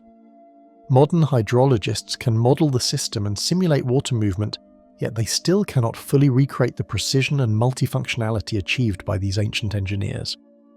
Each discovery raises further questions about the scope of Maya knowledge and the methods by which they combined empirical observation, engineering skill, and cultural purpose. The Palenque water system exemplifies a civilization capable of merging practical engineering with cultural expression, creating a network that still astonishes contemporary experts. Its tunnels, reservoirs, and channels are more than relics. They're a testament to the Mayas' ability to manipulate natural forces with skill, foresight, and subtlety. In every bend, slope, and junction, one can glimpse the deliberate thought and experimentation that shaped a city's lifeblood, an achievement that continues to inspire awe and scientific inquiry. Deep below Palenque, water courses through ancient tunnels, preserving echoes of a civilization that harnessed pressure, flow, and sound in ways the modern world struggles to comprehend. The Nimrud lens. A perfectly polished piece of rock crystal rests in the shadow of Nimrud's ruins, its convex surface catching the faint light and reflecting a precision that seems impossible for its era. Buried for centuries beneath layers of dust and the remnants of Assyrian splendor, this small, unassuming lens has challenged historians and engineers alike. Despite its modest size, the artifact's form and finish suggest an advanced understanding of light and optics, raising questions about the technical knowledge possessed by craftsmen nearly 3 millennia ago. In a time when written explanations of such science were virtually non-existent, the existence of such a lens hints at a hidden depth of experimentation and empirical observation within the elite workshops of ancient Assyria. The crystal's clarity and careful shaping suggest that its creators understood how light could be manipulated with meticulous polishing and deliberate curvature. The lens is convex, designed to focus and bend light in ways that produce magnification, though its exact intended function remains uncertain.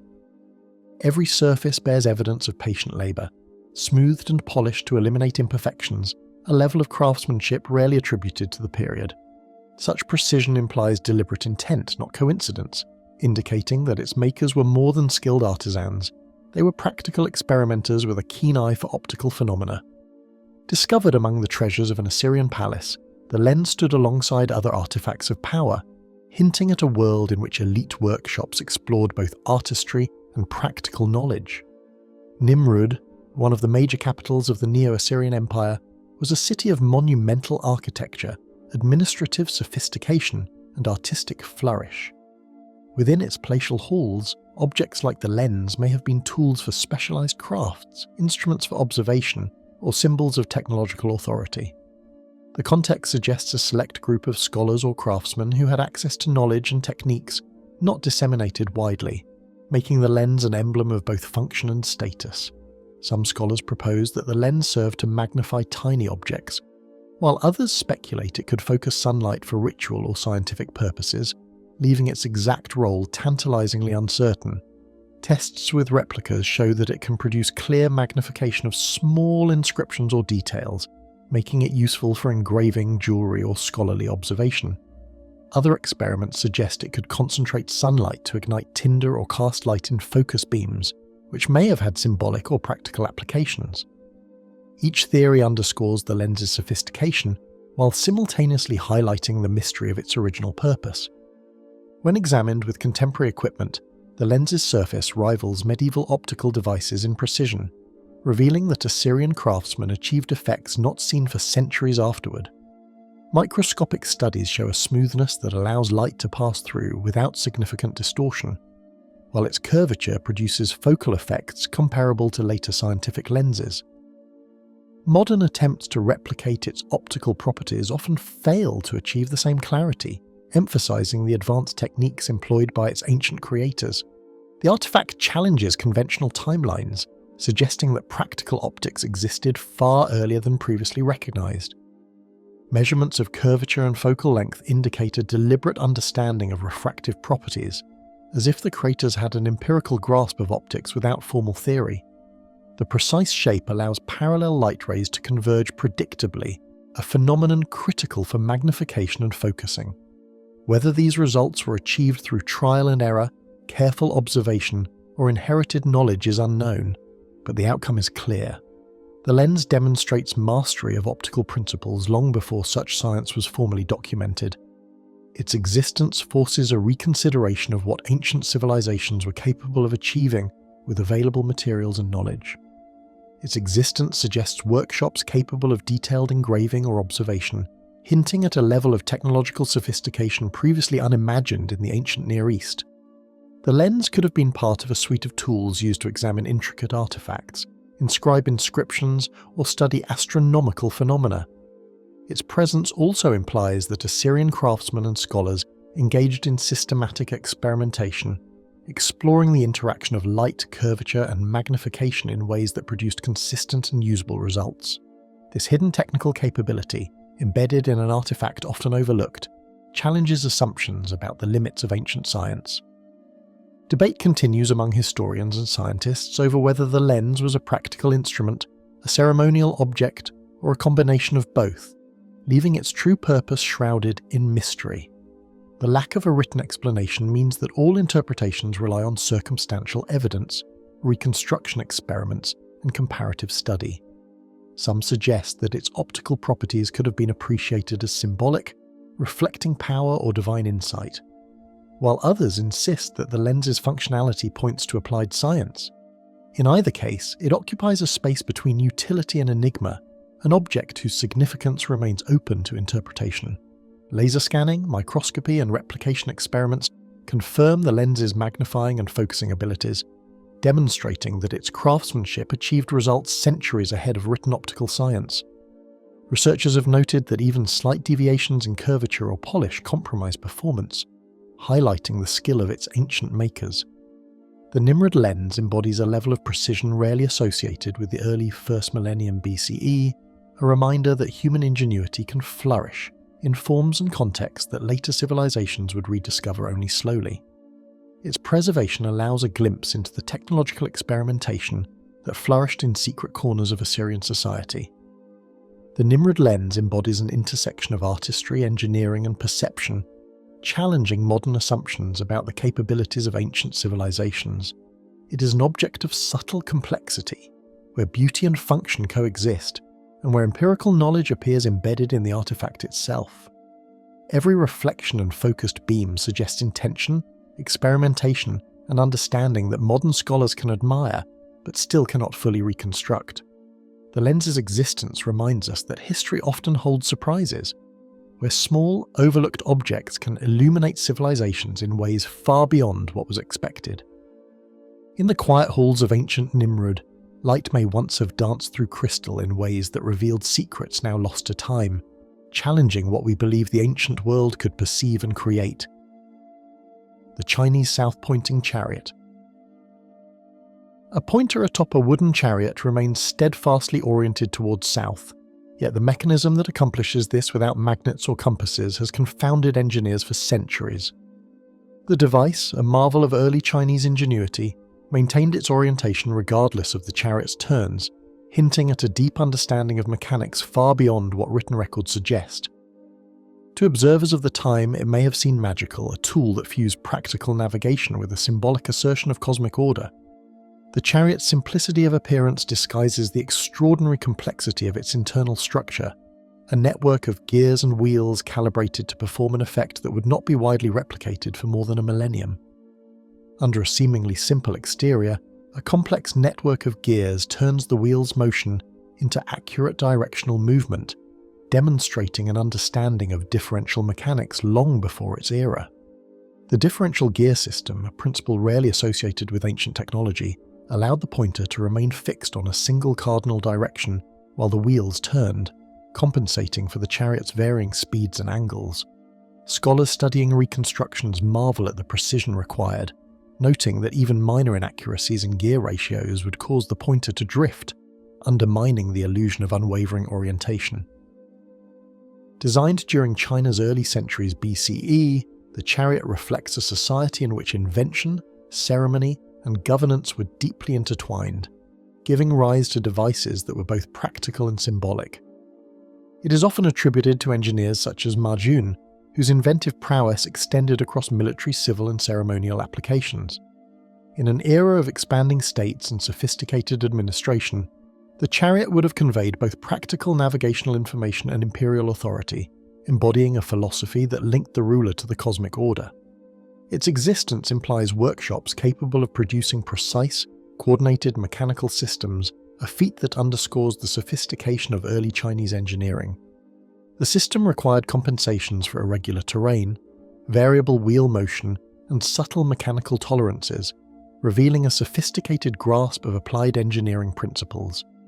Each gear needed to transmit rotation without slippage or distortion, while the alignment of axes demanded precise measurement and assembly. The chariot's designers had to account for the uneven roads and courtyards over which it travelled, a challenge that required empirical understanding rather than purely theoretical knowledge. These constraints suggest a culture in which mechanical experimentation was practical, iterative, and remarkably effective. Beyond its practical function, the chariot conveyed authority and cosmic harmony, aligning imperial power with cardinal directions that carried philosophical and religious meaning. The south-pointing pointer symbolized the ruler's connection to the heavens, reinforcing ideas of balance, order, and alignment with natural law. In processions and ceremonies, the chariot's unwavering pointer may have been a visual statement of the emperor's control over both the earth and the unseen forces that governed it.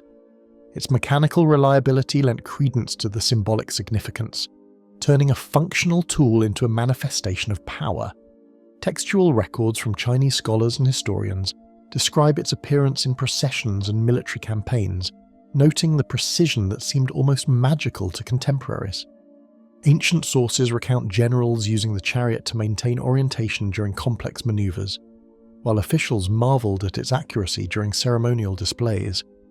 These accounts suggest that its value was as much psychological and symbolic as it was functional, reinforcing the ruler's authority and inspiring confidence among allies and subjects alike. Each narrative adds layers to the chariot's mystique, blending fact with awe in a way that complicates modern interpretation. No comparable mechanical device existed elsewhere for centuries, and the differential system anticipates innovations that would later emerge in medieval European technology. The principle underlying the chariot, a gear system that distributes rotational motion proportionally, would not appear in the West until the development of sophisticated clock mechanisms many centuries later. This temporal disparity emphasizes the advanced nature of early Chinese engineering and challenges assumptions about the geographic and historical distribution of technological knowledge. The chariot stands as a testament to ingenuity developed independently of the familiar Western timeline of mechanical invention. Although physical remnants are scarce, ancient tomb models and written diagrams provide clues to its structure and gear-based design. Archaeologists have uncovered miniature reproductions that suggest a standardized approach to the pointer and wheel assembly, while textual descriptions indicate careful attention to ratios, materials, and proportions. Yet, without fully preserved originals, many specifics remain speculative, leaving room for interpretation and ongoing investigation. The combination of tangible artifacts and descriptive sources allows modern engineers to approximate the device, but each reconstruction highlights the gap between historical ingenuity and contemporary understanding. Though carefully reconstructed, no modern version of the south-pointing chariot fully captures the precision and efficiency that define the ancient design. Experiments reveal that slight variations in wheel size, gear alignment, or assembly technique can significantly compromise the pointer's orientation.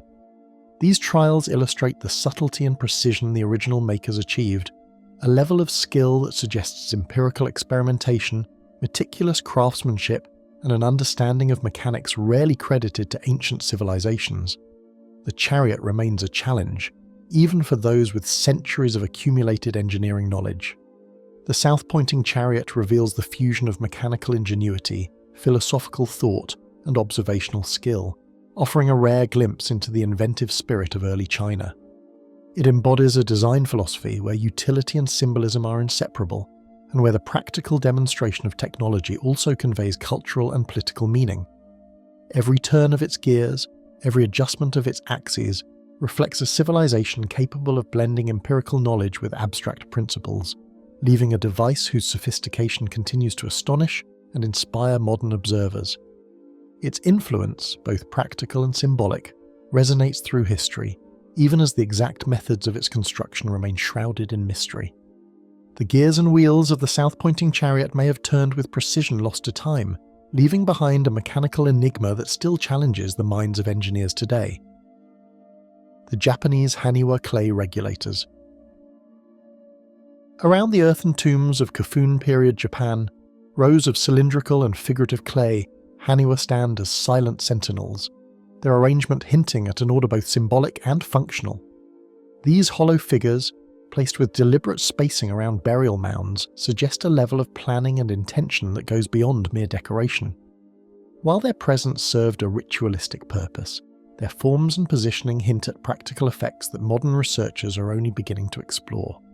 The precision with which they were crafted and the care taken in their placement indicate an understanding of subtle interactions between the objects, their environment, and possibly unseen forces that ancient artisans sought to manage.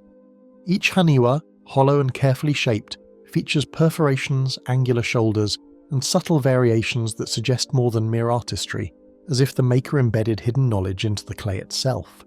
Cylindrical shapes, figurative human forms, and animal representations demonstrate consistent patterns in dimensions and proportions, which hint at a standardized approach. These features may have influenced airflow within or around burial mounds, helping to moderate humidity, smoke from ceremonial fires, or even temperature fluctuations in ways that have yet to be fully understood.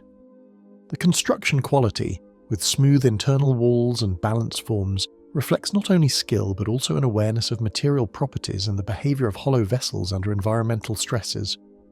Modern scholars speculate that these hollow forms may have regulated airflow, dispersed smoke, or even modulated sound within the tombs, implying an understanding of environmental mechanics lost to time. Experiments with replicas reveal that perforated cylinders can channel air in subtle ways, creating low-pressure currents or distributing heat from ceremonial fires. Similarly, the arrangement of figures along the mound could have influenced the resonance of sound, enhancing chants or ritual noises in precise areas. Though no contemporary records explicitly confirm such uses, the combination of form, placement, and hollow construction suggests intentional design that exceeds purely symbolic explanations.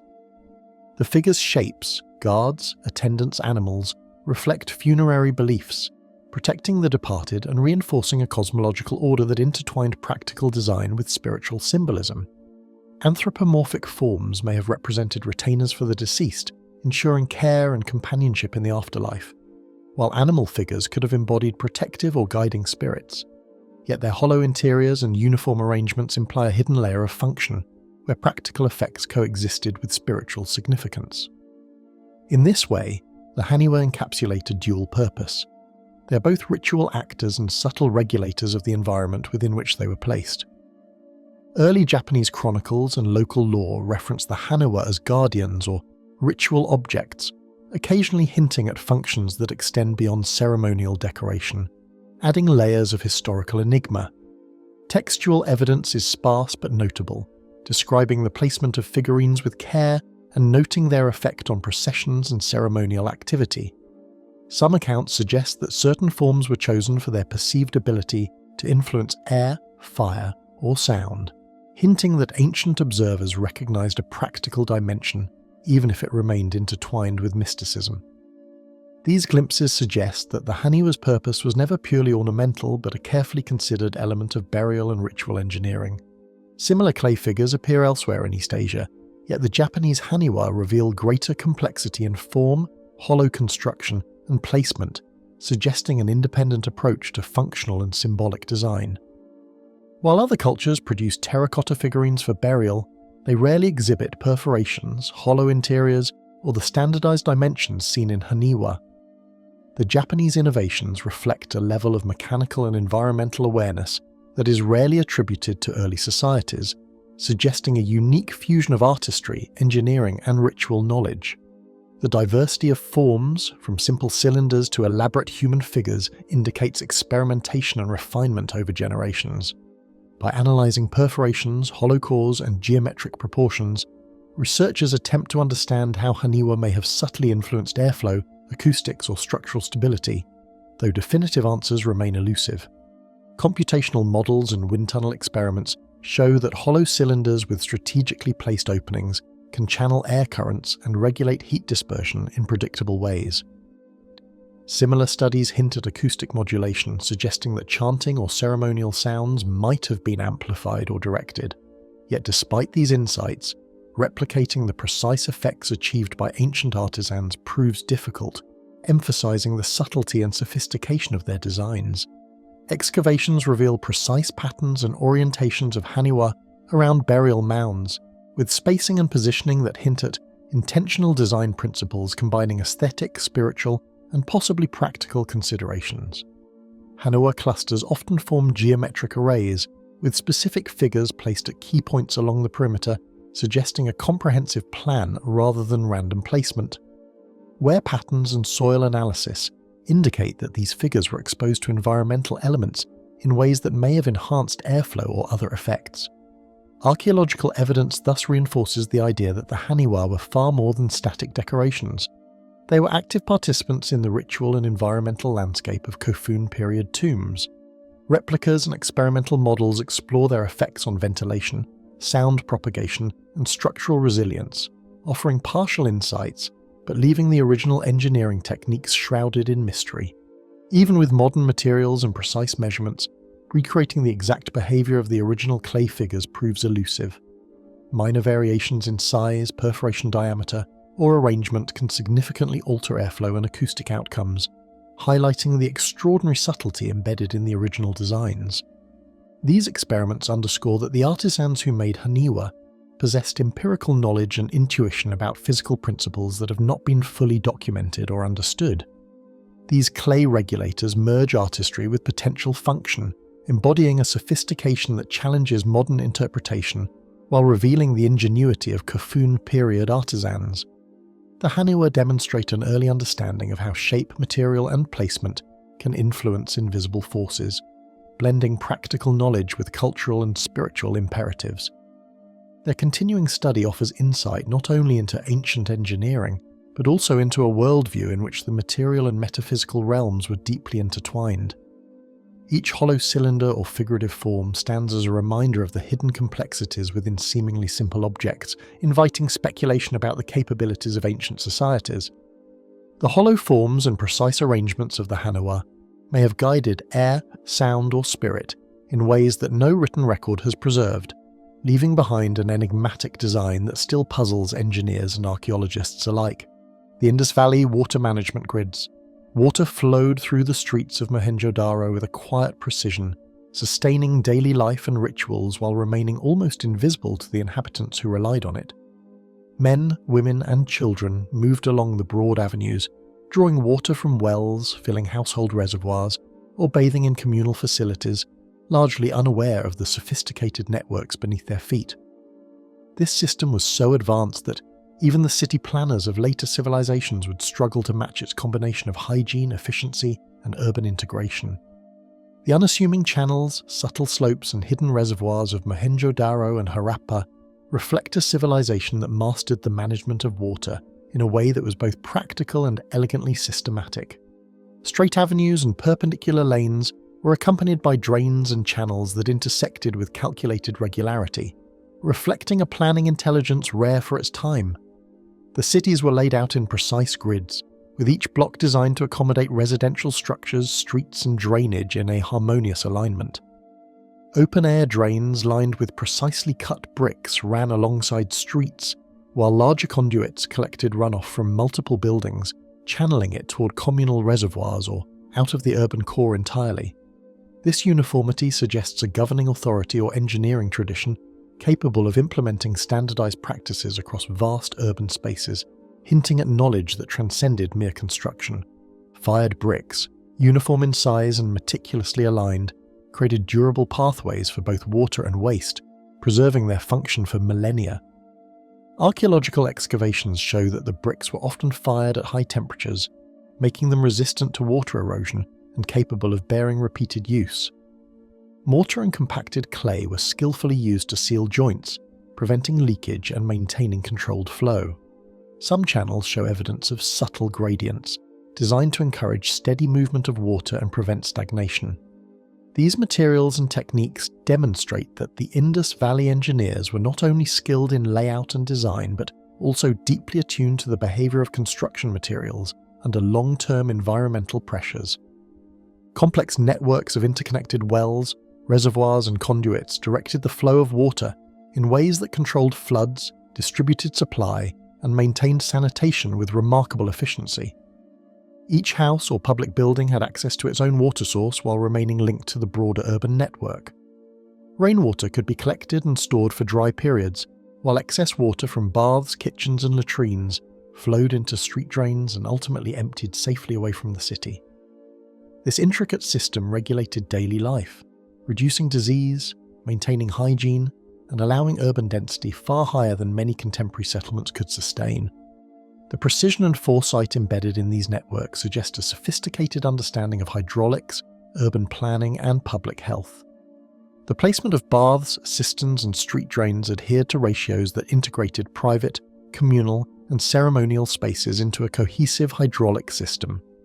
Public baths were strategically positioned near residential areas, while large reservoirs collected water for both domestic and ceremonial use. Smaller conduits carried effluent into main drains, while strategically placed brick-lined soak pits managed overflow. These design choices reveal a vision of the city as a living organism with water flowing through it like lifeblood, ensuring both functionality and civic harmony. The integration of ritual, utility, and urban form demonstrates a level of planning sophistication that modern engineers still study but cannot fully replicate. Centuries later, even the most advanced Bronze Age cities struggled with sewage and water distribution, highlighting the Indus Valley engineers' unseen mastery. Ancient Mesopotamian settlements and Egyptian towns often faced flooding, stagnant water, and disease outbreaks, in stark contrast to the remarkably well-drained streets of the Indus cities. The consistency of grid layouts, channel dimensions, and reservoir placements across distant settlements suggests that this was not a series of isolated experiments, but a fully developed engineering tradition. The sophistication of these water grids challenges assumptions about the technological capabilities of Bronze Age societies and raises enduring questions about the knowledge that was lost when the civilization declined. Precise slopes, uniform materials, and concealed junctions continue to puzzle modern engineers attempting to replicate the system's functionality without the guidance of any surviving manuals. Even minor deviations in gradient or brick alignment can alter water flow significantly, indicating that the original builders understood subtle principles of fluid dynamics. The lack of written records describing design or construction techniques means that archaeologists must rely on trial, observation, and inference to reconstruct the system. Despite extensive study, much of the method by which the Indus Valley engineers achieved such uniformity remains an enigma, leaving their ingenuity tantalizingly out of reach. Excavations reveal uniform grids and preserved drains, offering tangible glimpses into the sophisticated network, yet they only hint at the full capabilities once in operation. Well-preserved segments show interlocking channels, manholes, and catchment pits, while partial reservoirs suggest a capacity for regulated storage and distribution. Archaeologists note that many structures align perfectly with solar and seasonal water patterns, suggesting that environmental awareness was integral to their design. Even in fragmented remains, the care and knowledge embedded in the construction are unmistakable, evoking admiration for a civilization whose engineering exceeded its era. Simulations and reconstructed channels confirm partial hydraulic efficiencies, yet the full extent of the ancient design remains tantalizingly out of reach. Modern engineers and historians use computer models to replicate water flow, testing assumptions about channel gradients, reservoir capacity, and drainage rates. While some experiments successfully emulate certain features, such as steady drainage or flood control, no reconstruction captures the entire system's effectiveness in real-world conditions. The more researchers uncover, the more apparent it becomes that the Indus Valley engineers achieved a level of practical and theoretical mastery that remains difficult to fully understand even today. The arrangement of water grids influenced everyday life, urban structure, and sanitation, demonstrating a sophistication that continues to elude modern engineering.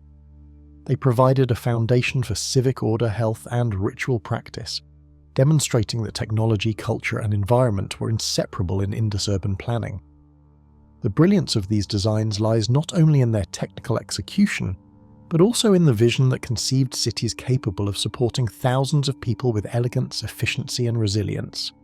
Yet, with the decline of the civilization, this knowledge vanished almost as mysteriously as the people who built it.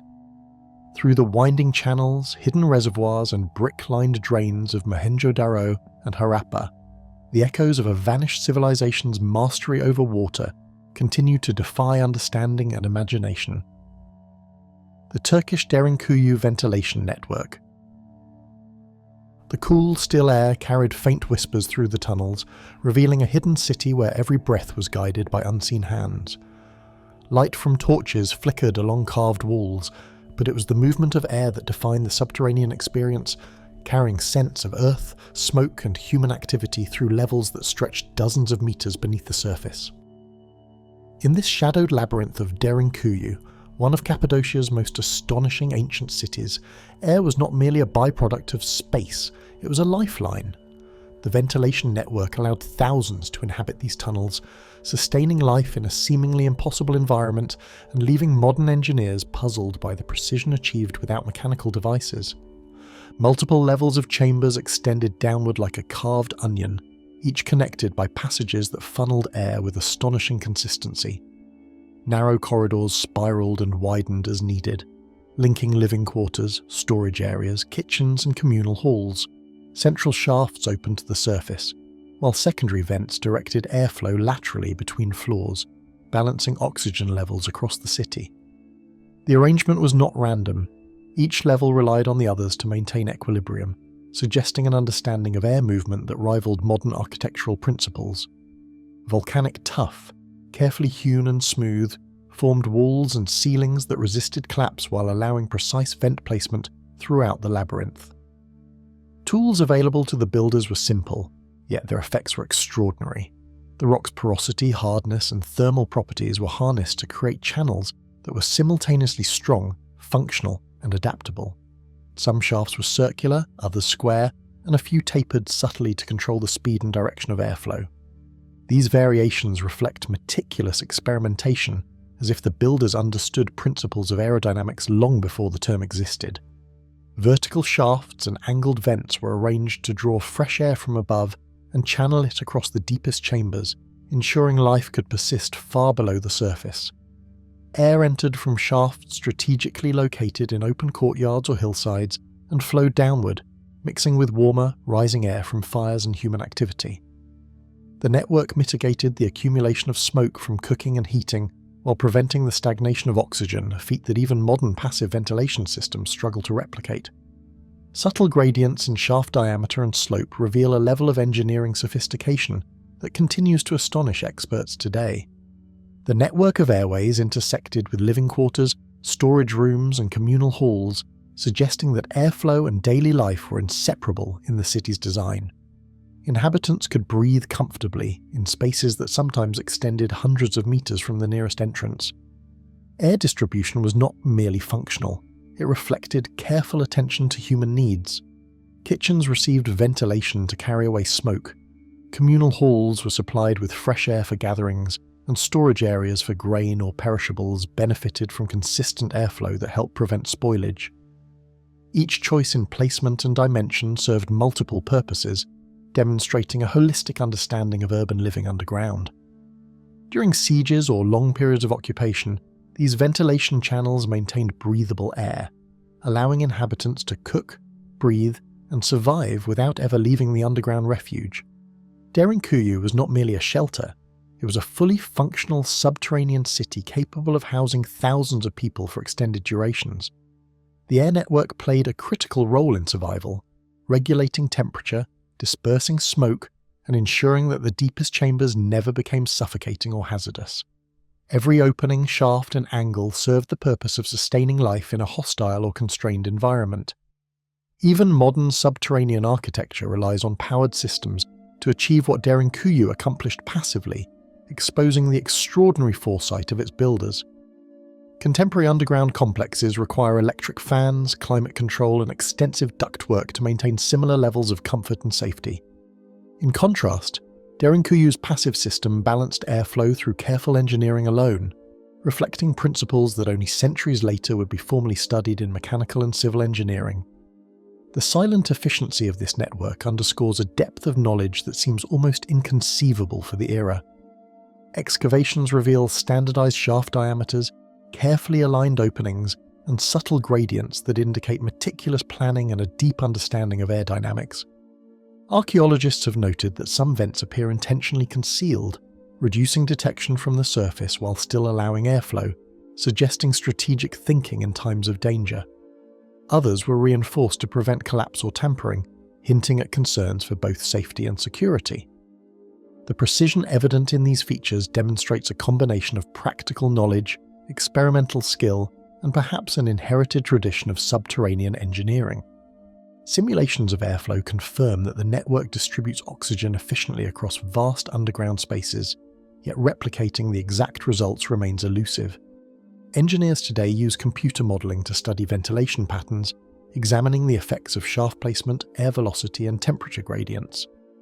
While models capture general principles, the nuanced control of air observed in Derinkuyu often exceeds expectations, hinting at subtle adjustments and considerations that are no longer documented. The more closely experts study the system, the more evident it becomes that this ancient network reflects a mastery of environmental engineering lost to time.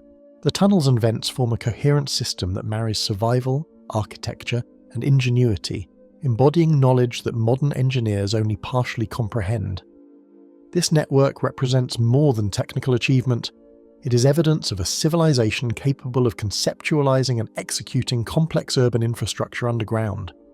The ventilation shafts, integrated into daily life, defensive planning, and long-term habitation, speak to a culture that understood the interaction of human physiology, material properties, and environmental forces with astonishing clarity.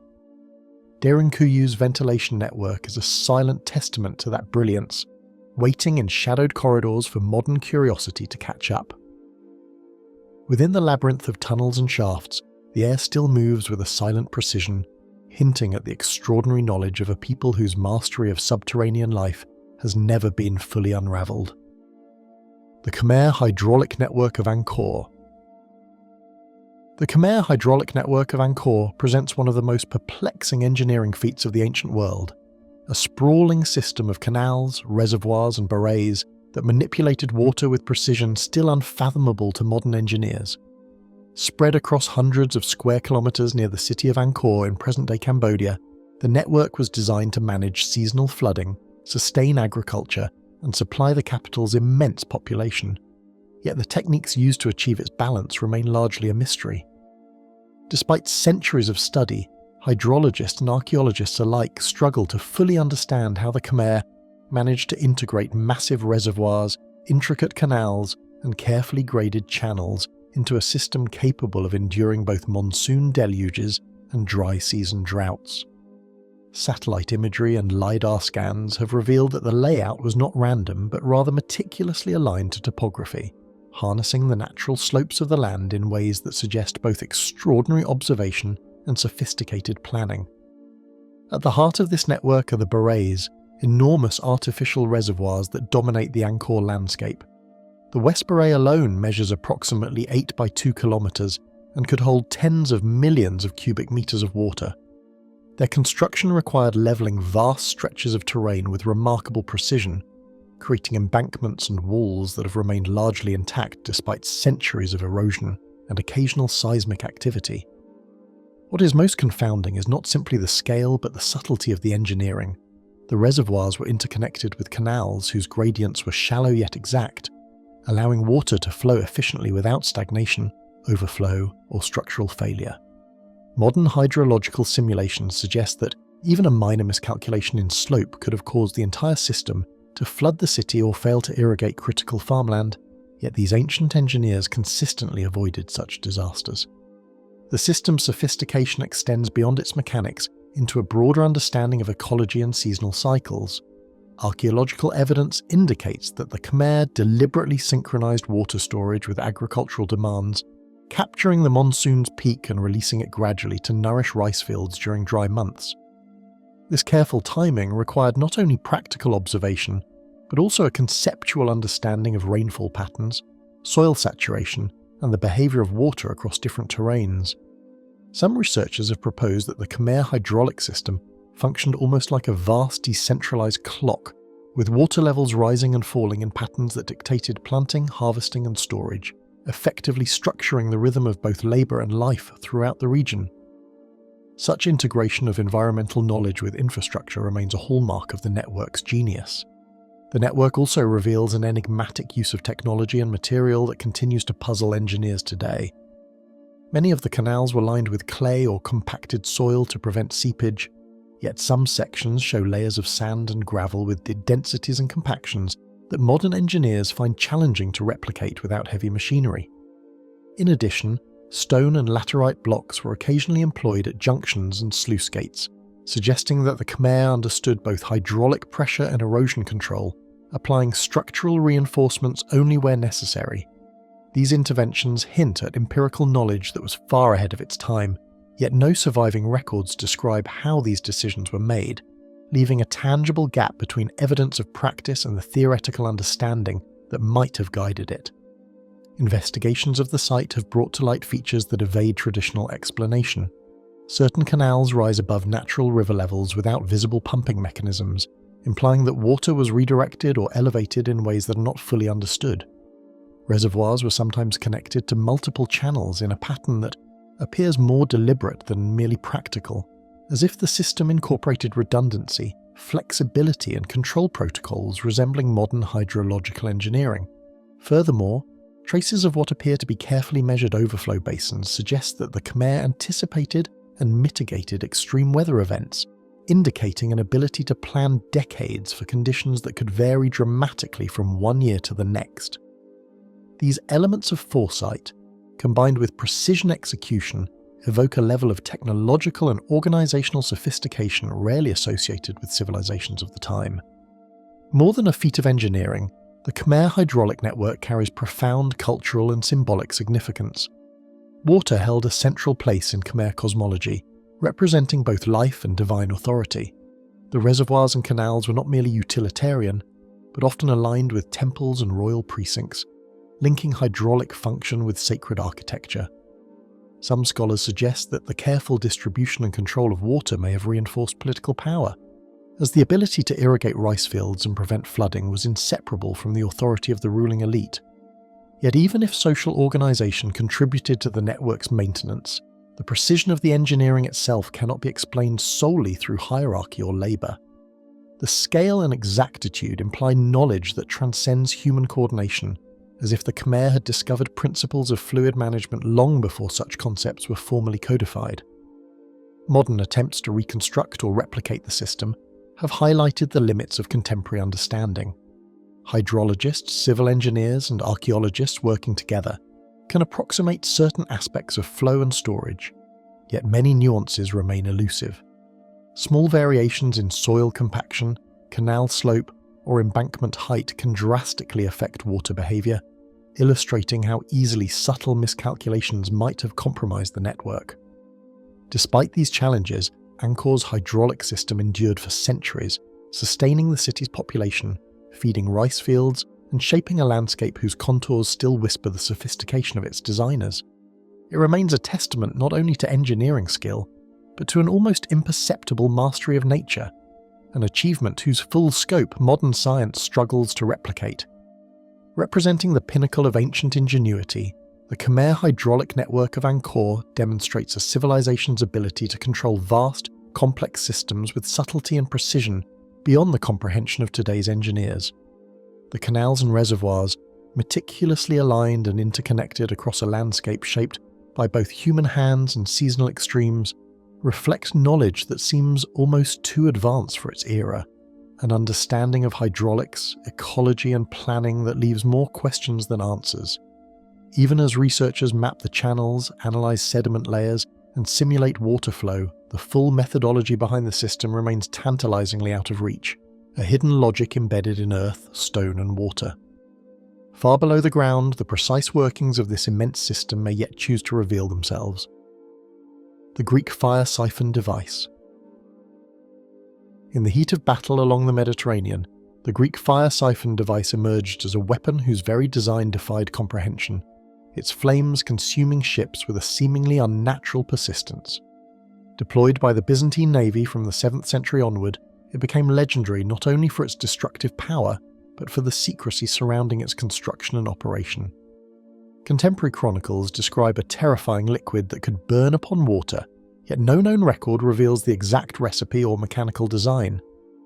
Even centuries later, historians and engineers are left to piece together its functionality from scattered descriptions, corroded fittings, and the occasional diagram, yet the full sophistication of the device remains elusive. In every account, it is clear that Greek fire was more than a weapon. It was an instrument of fear, mastery, and technology far beyond its time. Encased in bronze tubing and mounted on swivels or held by trained hands, the device projected streams of liquid fire with a precision that modern engineers struggle to explain. Some accounts suggest handheld siphons, while others describe larger mounted apparatuses on ship decks, capable of directing concentrated blasts toward enemy vessels. The nozzles themselves were often small and meticulously fitted, implying knowledge of fluid dynamics and flow control. Surviving fragments hint at valves or spigots that regulated pressure, yet the exact layout and mechanisms are lost to history. Every element of the device, from its basic structure to the positioning of the operator, seems to have been conceived with careful attention to both efficiency and safety, although even trained crews risked igniting themselves during deployment. The internal mechanics, likely involving piston-driven pumps and pressurized chambers, allowed liquid fire to be projected over considerable distances, yet no surviving schematic clarifies how these components worked in tandem. Reconstructions suggest that the liquid had to be kept under consistent pressure, potentially through manual pumping or counterweights, to maintain a continuous stream. This implies an understanding of forces and pressure management that few civilizations of the era could have mastered. Even more puzzling is how operators managed to prevent premature ignition within the device itself, a problem that modern flamethrower designers still consider critical. The Greek solutions remain speculative, leaving the siphon as much an enigma of engineering as a weapon of war. Historical chronicles describe a liquid that could burn upon water, a combination of oils, resins, quicklime, and other unknown compounds that Byzantine engineers guarded with absolute secrecy. Attempts to identify its chemical composition are complicated by the degradation of potential organic materials over the centuries and the lack of surviving texts that explain preparation or storage. Scholars have proposed various mixtures, some relying on petroleum distillates, others on pine resin or sulfur compounds, yet no modern experiment has fully reproduced the same persistent, water-resistant flame described in eyewitness accounts. The Byzantine commitment to secrecy was deliberate. The formula was considered a state secret, passed only to select engineers and military officials, and any betrayal could carry fatal consequences. Eyewitnesses recounted how entire fleets were suddenly engulfed, flames leaping across decks and sparking panic, revealing Greek fire as a weapon whose psychological impact matched its physical devastation. During the Arab siege of Constantinople in 717–718 CE, chronicles describe enemy vessels being set ablaze almost instantly upon approach, sending sailors into chaotic retreats. Soldiers reportedly described the flames as impossible to extinguish with water, a terror compounded by the sudden, precise delivery of the liquid fire from siphons mounted on the prow or stern. The combination of shock, chaos, and engineering mastery made Greek fire not merely a tool but a strategic advantage, capable of deciding the fate of entire campaigns with a single volley. Operating the device required careful calibration of pressure, angle, and flow, suggesting Byzantine engineers had developed empirical rules for controlled ignition and sustained projection beyond anything seen in contemporary warfare. Accounts indicate that crews were specially trained, often working in shifts to maintain consistent firing during prolonged engagements. The siphon itself had to be angled correctly to avoid self-ignition while maximizing range and coverage. Such discipline and understanding imply a level of practical experimentation and observation that borders on scientific methodology, although no formal manuals survived to confirm procedures. Every engagement was a careful orchestration of human skill, chemistry, and mechanical ingenuity. Some ships employed multiple siphons or modified nozzles, implying experimentation and adaptation and hinting at a level of technical sophistication that seems almost modern in its approach to maximizing destructive efficiency. Records suggest that different designs could produce narrow jets for precision strikes or wider sprays for area coverage. Adjustments in pipe diameter, valve tension, and fuel composition were reportedly used to optimize performance, reflecting an iterative approach to engineering that relied on careful observation, trial, and adjustment. Such systematic refinement over decades indicates that Greek fire was not simply a single device, but an evolving technology, improved incrementally by generations of engineers whose methods remain largely invisible. By the time Constantinople fell, the precise knowledge of Greek fire had vanished, leaving behind fragmented accounts, corroded fittings, and enigmatic references that scholars can interpret only partially. The loss was compounded by the decline of the Byzantine navy and the dispersion of engineers who'd been privy to its secrets. Subsequent attempts to replicate or adapt Greek fire elsewhere were limited by the absence of both detailed technical descriptions and the original materials, ensuring that the weapon's full capabilities were confined to history. Its disappearance has turned the device into a symbol of lost knowledge, a tantalizing reminder of a civilization that mastered forces we still struggle to understand. Modern chemists and historians have attempted recreations, yet each falls short of producing the vivid, water-resistant inferno described in sources, leaving the device's full capabilities tantalizingly out of reach. Laboratory simulations, medieval recipes, and historical reconstructions can reproduce flashes of flame, but none have matched the control, range, and persistence attributed to Greek fire. Even the smallest details, from fuel viscosity to ignition sequence, remain speculative, and every modern approximation highlights how much was lost when the original engineers' methods disappeared. For all our knowledge of chemistry and mechanics, the siphon device continues to defy replication, a relic whose secrets are encoded in fleeting words and scorched wood. Amidst faded scrolls and scattered relics, the hidden secret of the Greek fire siphon device may still linger, waiting to be revealed. The Sabu disk. Its perfectly carved grooves and central hole hint at knowledge of mechanics that should not have existed in the early dynastic period, making the Sabu disk a puzzle still unresolved today. Despite its small size, just over 6 centimeters in diameter, every detail suggests intentional design rather than simple decoration. The radial ridges and subtle curves could imply rotation, alignment, or even experimentation with forces and balance, yet no accompanying components survived to confirm its function. The artifact sits uneasily in our understanding of early Egyptian technology. It is simultaneously familiar in material and context, yet astonishingly advanced in form. Scholars have long speculated that it represents either an experimental tool or a component of a larger, now-lost apparatus, but certainty remains elusive. Crafted from a single piece of dark schist, the disk bears concentric grooves carved with remarkable precision, a feat requiring tools and techniques not attested elsewhere in artifacts of the same period. The central hole, carefully drilled, suggests it may have been mounted on a spindle or axle. Each ridge, indentation and curvature appears deliberate, as if intended to interact with forces or substances in ways that we can only theorize. Some experimental reconstructions suggest the disc could spin with near-perfect balance, hinting at practical application beyond its appearance as a funerary object. The care taken in its creation implies that whoever made it possessed both technical knowledge and a vision that has since been lost. During the excavation of Sabu's tomb, researchers found the disc among more mundane funerary objects: pottery, beads, and small ritual items typical of the early dynastic elite. Its inclusion alongside everyday and ceremonial objects raises questions about its significance. Why would such a precise, enigmatic object appear in a burial context if it had practical use? Archaeologists have noted that its placement may have symbolic meaning, perhaps as a representation of mastery over unseen forces or as a guide for the deceased in the afterlife. Yet, the meticulous engineering embedded in its design suggests that it was more than mere symbolism, blurring the line between ritual and technology. Engineers and experimental archaeologists have proposed that the disc could have been part of a rotational mechanism or fluid-based system, possibly used to measure, balance, or regulate motion in some manner. Hypotheses range from simple spinning devices to early experimentation with centripetal forces, though no physical evidence has survived to support any specific function. Some experiments involve mounting replicas on spindles or using water to test rotational dynamics, revealing that slight deviations in shape prevent balanced movement.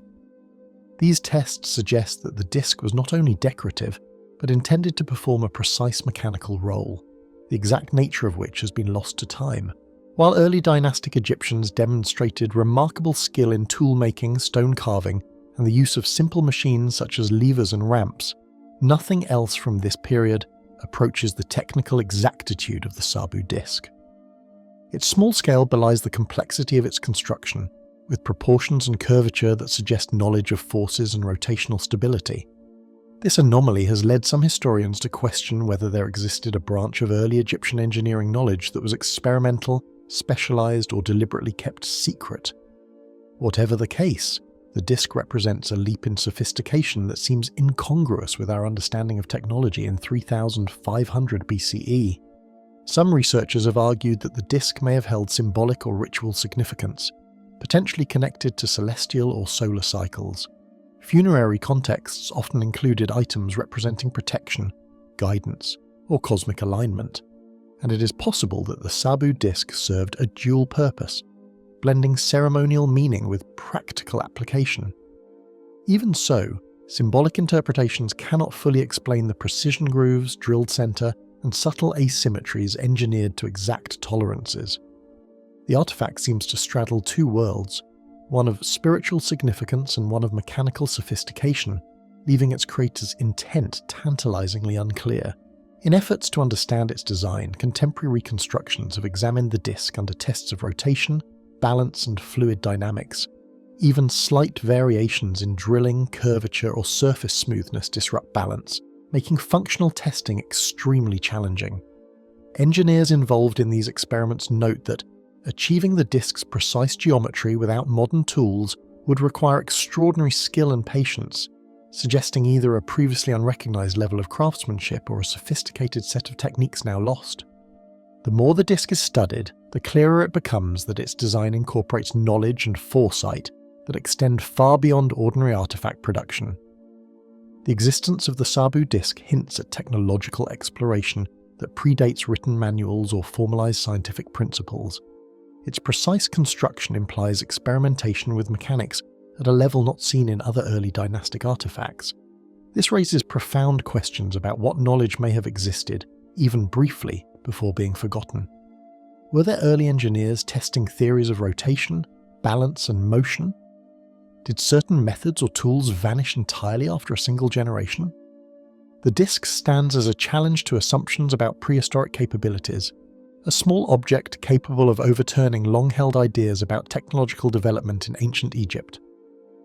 For over a century since its discovery, the Sabu disk has continued to provoke curiosity, debate, and experimental attempts to understand it. Engineers, archaeologists, and historians are united in fascination, yet divided on its purpose. Each new theory uncovers further questions, and each experiment highlights the remarkable skill of its creators. It is a reminder that even the smallest objects can carry the weight of profound mystery, and that some achievements of early civilizations remain just beyond our grasp.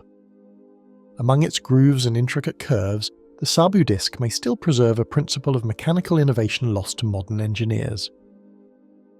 The Damascus steel ingot process.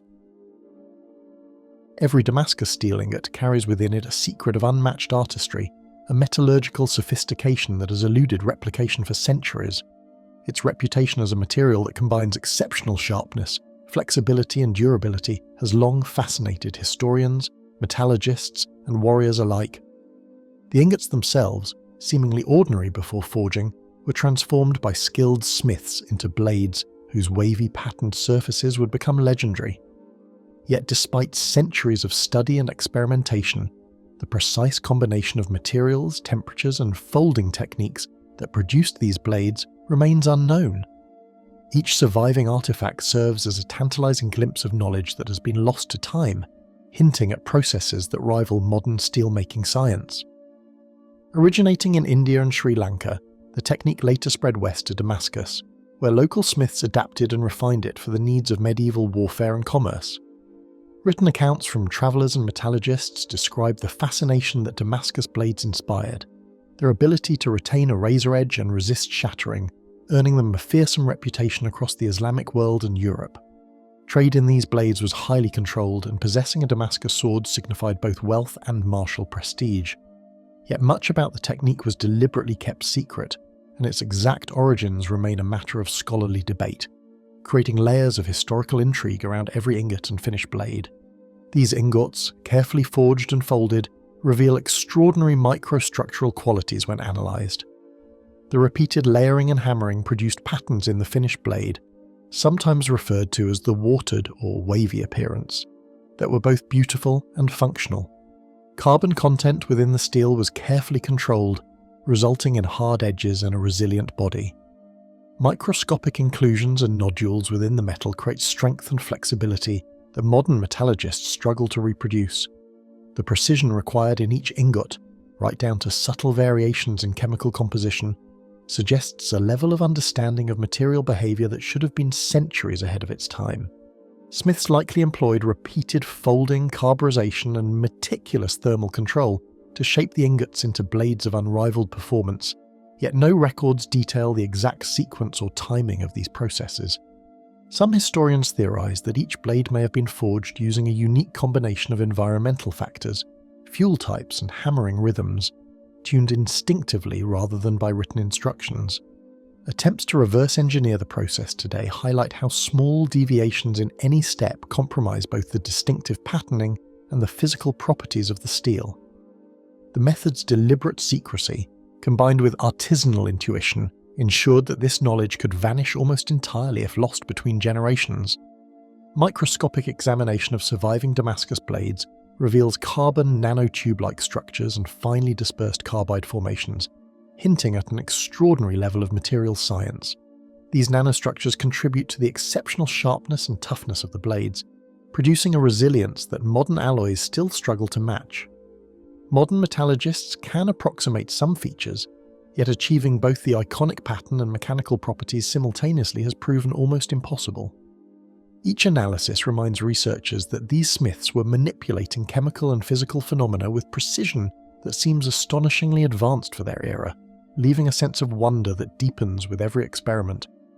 Travellers, historians and warriors marvelled at Damascus blades for their ability to slice through rival swords and withstand repeated strikes without fracturing. Accounts describe blades that could cut through soft armour or even bend and rebound without losing form. Such stories, sometimes exaggerated, nonetheless underscore the extraordinary reputation Damascus steel achieved during its peak. Legends of blades that seemed almost alive, dancing through the air and cutting with uncanny efficiency, were widely circulated. This mixture of technical achievement and mythological aura ensured that Damascus blades were coveted, feared, and meticulously preserved across continents for centuries. Over the centuries, despite high demand and great reverence, the original methods of forging gradually vanished.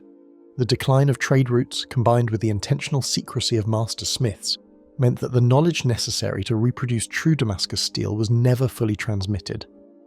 Environmental factors, such as the availability of particular ores or specific charcoal types, may also have played a critical role in the process, further complicating replication. Modern metallurgists often produce blades that resemble historical examples visually, but they fall short of the resilience, sharpness, and subtle microstructures seen in authentic Damascus steel, underscoring the magnitude of this lost knowledge. Experimental metallurgists continue to attempt replication using advanced furnaces, chemical controls, and painstaking folding techniques, yet even the most sophisticated methods achieve only partial success. While some modern blades capture the patterned appearance, they lack the combination of toughness and edge retention found in historical specimens. Small variations in carbon content or heat treatment produce dramatically different outcomes, revealing how precise and nuanced the original process must have been. Each modern attempt highlights the gulf between contemporary understanding and the intuition, skill, and perhaps environmental conditions that governed medieval Damascus production. The ingenuity embedded in each ingot challenges assumptions about medieval metallurgical knowledge, suggesting a sophistication that modern science still struggles to fully comprehend.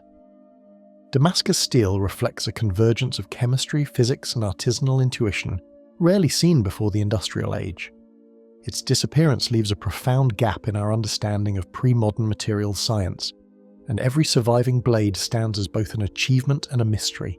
Scholars and smiths alike continue to be captivated, drawn into the allure of a craft whose secrets may be forever lost, yet continue to inspire admiration and experimentation. Concealed in lost manuscripts, extinct techniques, or silent forges, the secret of Damascus steel may yet lie beyond modern reach. The Nebra Sky Disk. The Nebra Sky Disk presents an unprecedented glimpse into Bronze Age astronomy, its gold inlays tracing the movements of sun, moon, and stars with meticulous precision.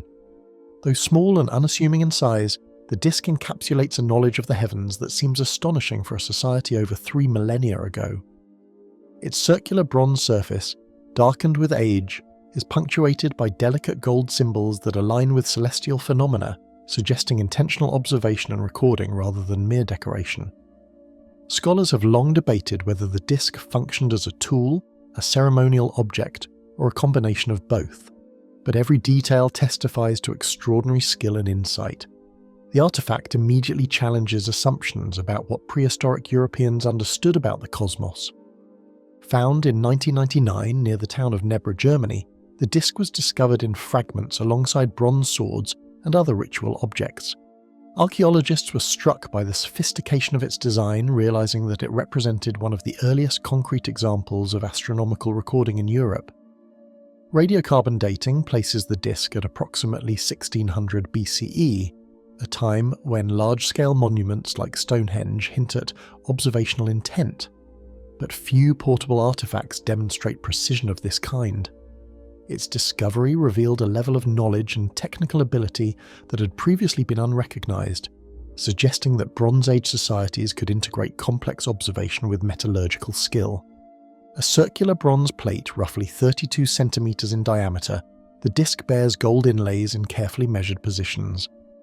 The larger symbols are generally interpreted as the sun or full moon, while a crescent shape may indicate the lunar phase, and a cluster of smaller dots is often associated with the Pleiades. Horizontal arcs at the edges may represent the horizon or solstitial markers. Metallurgical analysis shows that the bronze alloy was carefully selected, and the gold inlays were hammered and pressed with precision, indicating advanced metalworking techniques for the period. Even minor irregularities in the pattern appear intentional, possibly to reflect astronomical phenomena with subtlety and nuance. Calculations of the disk's symbols suggest it could track both solar and lunar cycles, aligning with solstices and possibly helping predict seasonal changes. The relative positioning of the Pleiades cluster indicates that the disk's craters observed the night sky over extended periods, recognizing recurring patterns. Some researchers propose that the disk served as a kind of portable astronomical calendar, allowing Bronze Age societies to reconcile lunar months with solar years. Such sophistication implies systematic observation and an abstract understanding of celestial mechanics that is rarely documented in European prehistory. Outside its engineering complexity, the disk likely embodied ritual or symbolic significance.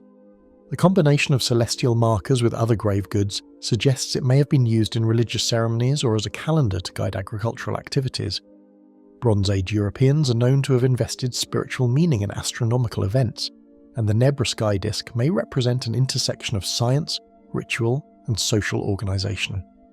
Its discovery near ritual artifacts implies that celestial observation and cultural practice were inseparable, revealing a society in which knowledge of the heavens was intertwined with human life and ceremony. Metal composition and inlay techniques indicate exceptional craftsmanship, including evidence of careful repair and modification over time.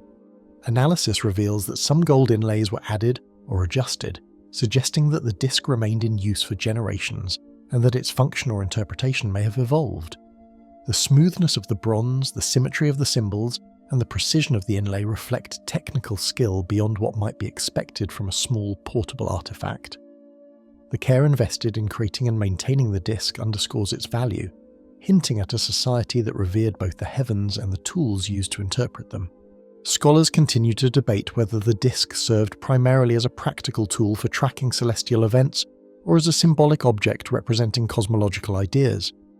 Experimental reconstructions show that the alignment of symbols with solstitial sunrise and lunar phases is remarkably accurate, yet the absence of written records leaves their exact purpose a matter of conjecture.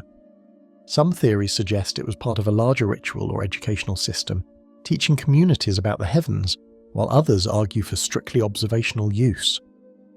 Whatever its intent, the disk's precision indicates that its creators possessed a sophisticated grasp of both observation and metalworking.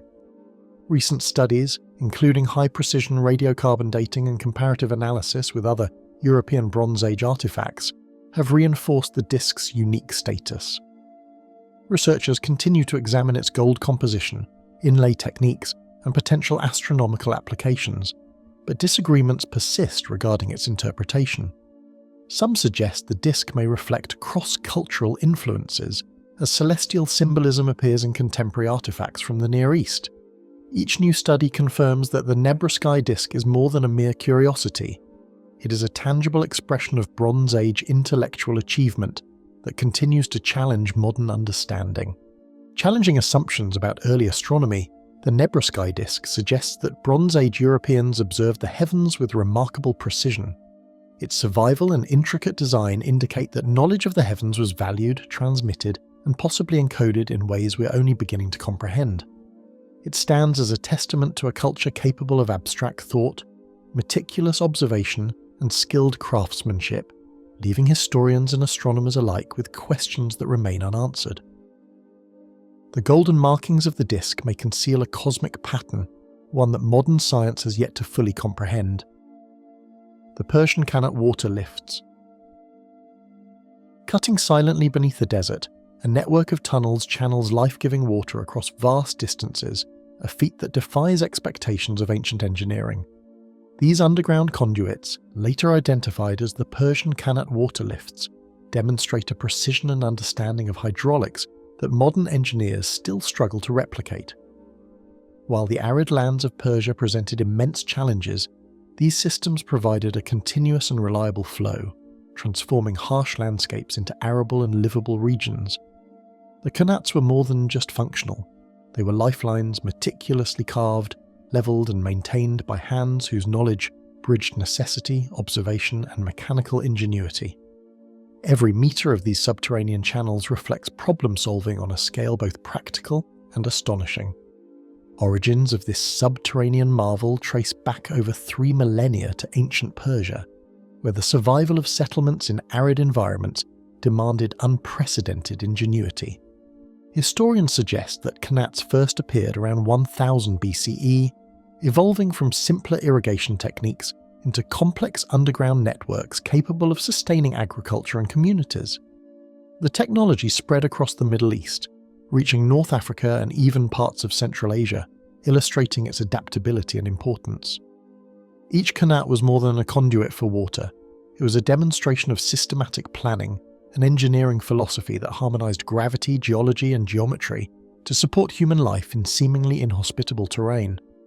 Vertical shafts punctuate these underground channels at regular intervals, connecting gently sloping conduits that transport water from aquifers to settlements far below.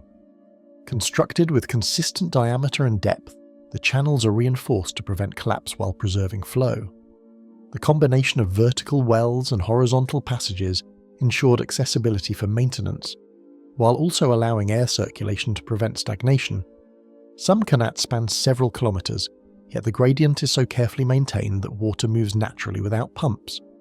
These structural features highlight both an intuitive grasp of fluid dynamics and a careful observation of the land's natural contours. Surveying and construction techniques ensured water moved efficiently across kilometres, with tolerances so tight that even minor errors could disrupt supply. Ancient engineers achieved remarkable precision without modern tools, using rudimentary instruments and geometric knowledge to align shafts and maintain gradients over long distances. Some Qanats remain operational today, a testament to the skill of their creators. The ability to sustain flow over such distances, through varying soil compositions and beneath shifting terrain, suggests an advanced understanding of subterranean hydraulics, one that balanced engineering constraints with environmental realities.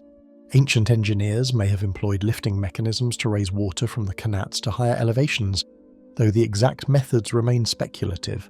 Shadoufs, chain-driven water wheels, and multi-stage pumps have all been proposed, yet no complete evidence survives to confirm their use. Certain Qanats indicate the possibility of intermediate lifting stages where the terrain demanded it, and careful analysis of soil and construction supports these hypotheses. Even today, recreating the efficiency and durability of these systems is challenging, emphasizing how these ancient designs integrated mechanics, hydrology, and civil engineering into a unified solution. Communities flourished around these networks, relying on Qanat irrigation to sustain agriculture, enable trade, and organize urban life in otherwise hostile environments. Villages and towns often developed along Qanat routes, their prosperity tied directly to the flow of water beneath the surface. Markets, granaries, and communal wells depended on the reliability of these networks, creating social and economic systems interwoven with the lifeblood flowing quietly underground. In many ways, the Qanats were as much cultural infrastructure as they were technological, shaping human settlement and daily life in subtle but profound ways. Remnants of Qanats across Iran, Oman, and North Africa reveal shafts and channels so well constructed that some remain in operation to this day. Archaeological studies indicate careful planning in both alignment and construction materials, with some channels reinforced using stone or fired brick to prevent erosion. Radiocarbon dating and sediment analysis suggest that the engineering principles were transmitted across generations, although details about specific tools, techniques, and lifting mechanisms remain largely unknown. Each surviving Qanat is both a functional marvel and a silent record of the ingenuity embedded within early engineering knowledge. Segments of Qanat water lifts have been replicated by contemporary engineers to examine their operation, yet capturing the complete efficiency of the original networks proves difficult. Experiments show that slight deviations in gradient or structural integrity can drastically reduce performance, underscoring the precision required by ancient builders. Modern simulations also reveal the complexity of potential mechanical lifting systems, suggesting that the original designs may have employed intuitive yet sophisticated solutions lost to history. Even with advanced technology, fully capturing the ingenuity of these ancient engineers remains a formidable challenge. The sophistication of these networks demonstrates a mastery of hydrology, civil engineering, and mechanical skill that continues to challenge assumptions about early technological capabilities. Persian Qanat water lifts are not merely relics of an ancient civilization. They are monuments to human innovation, persistence, and the ability to transform inhospitable landscapes into thriving communities. They exemplify a level of engineering knowledge that integrates observation, mathematics, and mechanics into enduring functionality. Every shaft and channel speaks of hands that understood water not just as a resource, but as a challenge to be mastered and a lifeline to be preserved. The desert hides shafts that may still protect lifting mechanisms whose secrets persistently elude today's engineers. The bronze great gear of Sarmizegetusa. An air of deliberate mystery surrounds a bronze mechanism that has survived centuries, hinting at knowledge that even contemporary engineers struggle to interpret. This artifact, later identified as the bronze great gear of Sarmizegetusa, was uncovered amidst the ruins of the Dacian capital, its perfectly machined teeth and imposing size immediately drawing both wonder and confusion. Unlike simple tools or decorative objects, the gear suggests a level of mechanical sophistication that should not have existed in its time or place. Scholars and engineers alike are captivated not only by its precision, but by the questions it raises. What purpose could have demanded such meticulous design, and how was it achieved without modern instruments? Every angle and edge hints at a deliberate intelligence, a forgotten understanding of mechanics that has left the modern observer struggling to bridge millennia. During systematic excavations of Sarmizegetusa, the gear emerged from soil layers alongside ritual objects, fragments of fortifications, and traces of monumental structures. Archaeologists were immediately struck by the incongruity. A mechanical component of such refinement amid a civilization more widely known for fortresses and sacred terraces. The find challenged preconceived notions about Dacian capabilities, suggesting a hidden depth of technological understanding. Its discovery sparked debates across disciplines, with historians, metallurgists, and mechanical engineers all seeking explanations for a device that seemed far ahead of its time. The context of the discovery only deepened the enigma, placing a sophisticated piece of machinery in a society whose surviving records make no mention of such technology.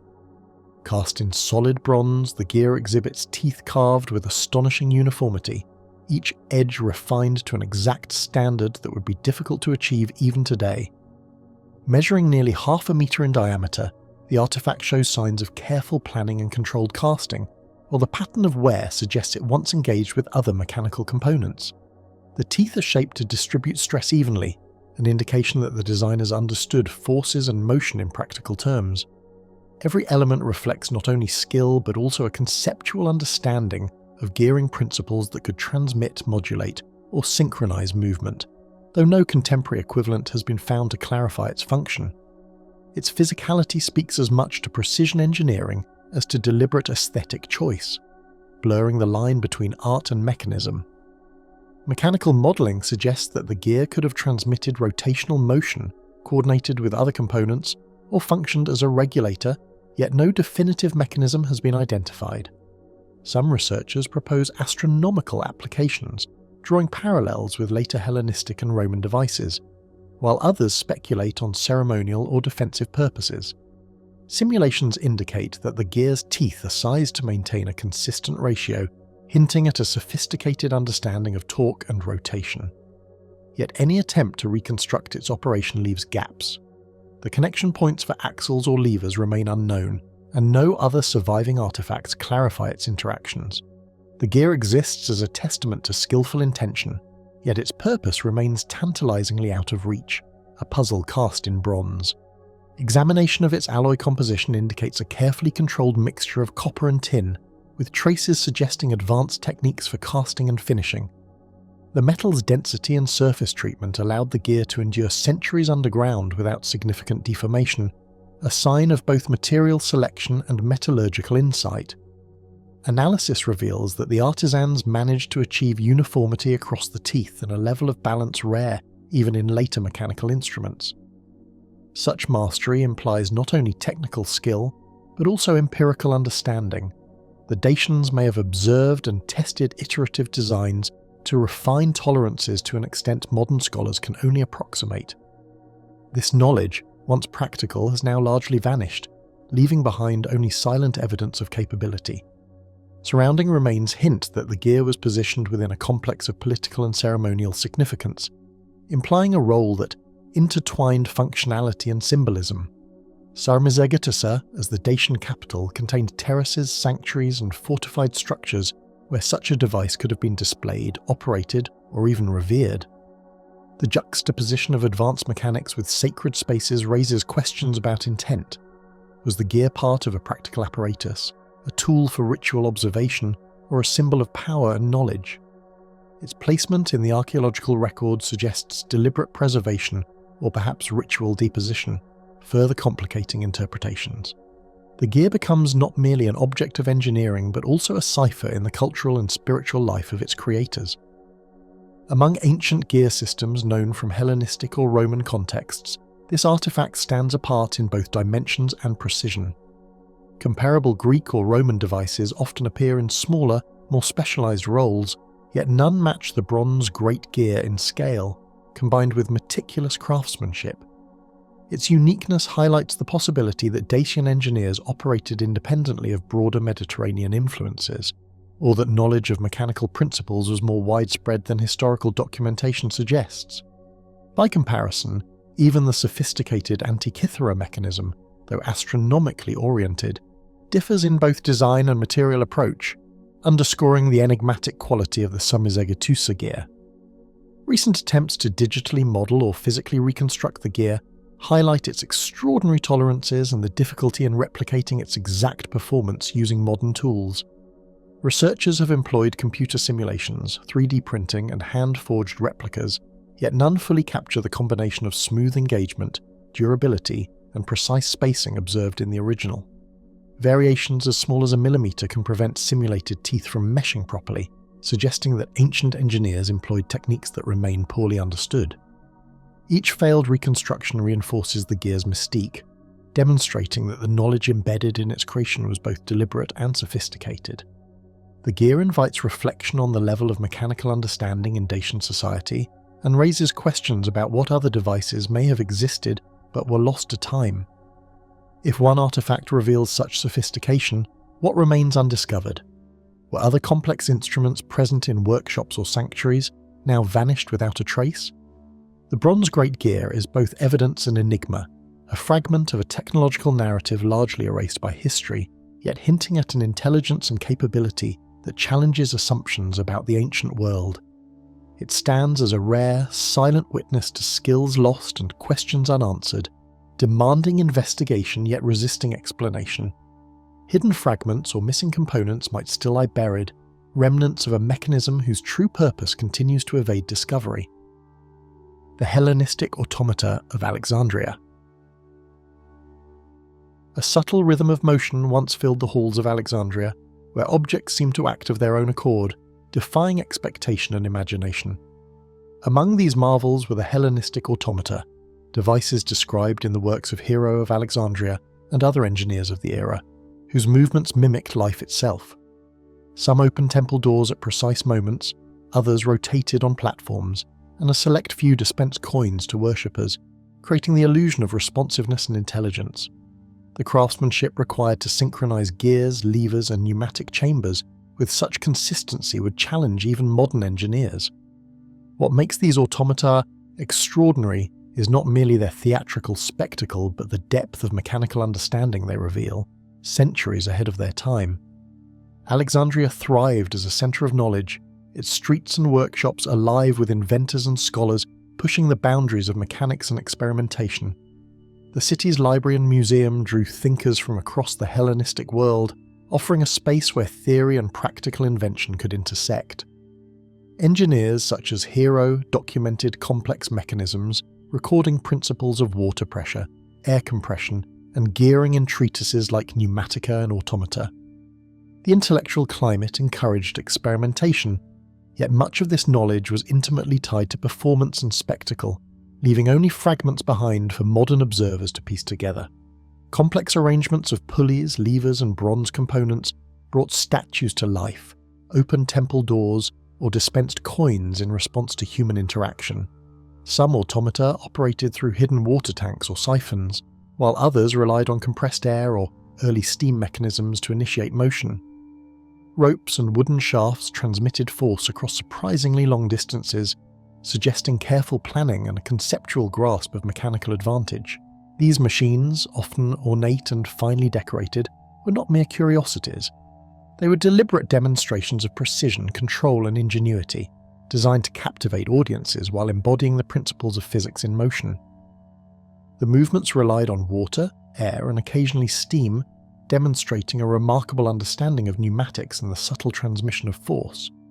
Hero's descriptions reveal how cleverly positioned valves and chambers could control timing and sequence, producing repeatable and coordinated actions. Even small misalignments could disrupt performance, implying that Hellenistic engineers employed careful measurements and iterative testing. Such sophistication challenges assumptions about ancient technology, suggesting that engineers of Alexandria approached problem-solving in ways strikingly similar to modern mechanical reasoning, yet without the benefit of modern instruments. Temples echoed with the sounds and motions of automata, impressing worshippers with what seemed divine power, while theatres and palaces displayed them for awe and entertainment. The devices transformed everyday spaces into realms of wonder, blending engineering with theatre, devotion, and social spectacle. Visitors might witness a door swinging open seemingly by unseen hands, or a figure rotating on a pedestal, captivating audiences and reinforcing the impression of supernatural intervention. These machines blurred the line between science and ritual, revealing a culture in which technical mastery could be wielded as both education and illusion. Surviving treatises describe the mechanisms in meticulous detail, yet no complete physical examples remain, leaving engineers to interpret the missing steps and hidden subtleties. Hero's texts include sketches, descriptions of gear ratios, and principles of pneumatics, but they omit certain materials, tolerances, or sequences that would have been understood by contemporaries. Modern scholars attempting reconstruction often discover gaps that reveal just how much ancient expertise is lost. The automata survive in the imagination as much as in theory, their operations hinted at but never fully observed, preserving an aura of mystery that persists through centuries. Tests of Hero's devices with modern methods reveal remarkable inventiveness, but replicating seamless motion, often uncovers limits in the original engineering. Engineers and historians have reconstructed small-scale models demonstrating basic movements and principles, yet even these replicas fall short of achieving the fluid, responsive behaviours described in the original texts. The challenges lie in subtle calibrations, hidden linkages, and the precise handling of water and air pressure. Each partial success underscores the brilliance of Alexandria's engineers while highlighting the knowledge that has vanished with time, leaving only enigmatic instructions and tantalizing possibilities. The automata hint at a civilization capable of blending spectacle, science, and education, yet the full extent of their engineering knowledge remains tantalizingly out of reach. Their design suggests that Hellenistic Alexandria was a hub not only of learning but of experimental application, where abstract principles of mechanics were translated into tangible, moving objects. These devices were both instructional and performative, embodying theories of motion, force, and control, while simultaneously captivating and astonishing those who witnessed them. The gap between their recorded descriptions and surviving physical evidence reinforces the sense of mystery, inviting continued exploration and imagination. Forgotten in Alexandria's ruins, fragments of hidden mechanisms may yet lie untouched, their workings defying contemporary minds. The Korean Chomseongdae Observatory Aperture Grid. Amid the quiet plains of Gyeongju, a stone tower rises with a deliberate rhythm, its purpose both functional and mysterious. Known as Chomseongdae, this cylindrical observatory has stood since the 7th century, constructed during the reign of Queen Seondeok of the Silla Kingdom. Its hollow core, tapering form, and the peculiar arrangement of apertures suggest a structure meant not only to endure time, but to interact with the skies themselves.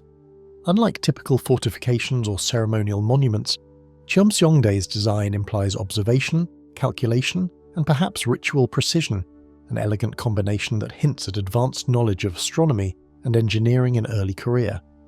The more one studies its stones and openings, the more it becomes clear that the tower is both a practical instrument and a symbolic monument. The Silla Kingdom invested in both science and ceremony, blending statecraft with observation of the heavens to guide rulers and rituals alike. Astronomers and court officials would have relied on celestial events to determine agricultural cycles, religious festivals, and even auspicious dates for governance. Chomseongdae's construction coincided with a period of centralization and cultural flowering, when scientific inquiry was intertwined with the legitimacy of royal power. Written records are sparse, but archaeological evidence indicates that the tower functioned as part of a broader network of observation sites, suggesting a systematic approach to understanding the movement of stars and the changing seasons. Its position atop a gentle rise in Gyeongju may have been chosen to maximize visibility of the horizon and sky. Stacked cylindrical stones taper subtly toward the top, enclosing a hollow shaft whose interior and apertures remain a subject of speculation. The tower comprises 27 precisely carved granite blocks, forming a near-perfect cylinder that narrows as it ascends, a design likely intended to stabilize the structure while controlling lines of sight. A single entrance at the base provides access to the inner chamber, yet its purpose is uncertain. It may have allowed observers to position instruments or to measure angles of celestial light passing through the apertures.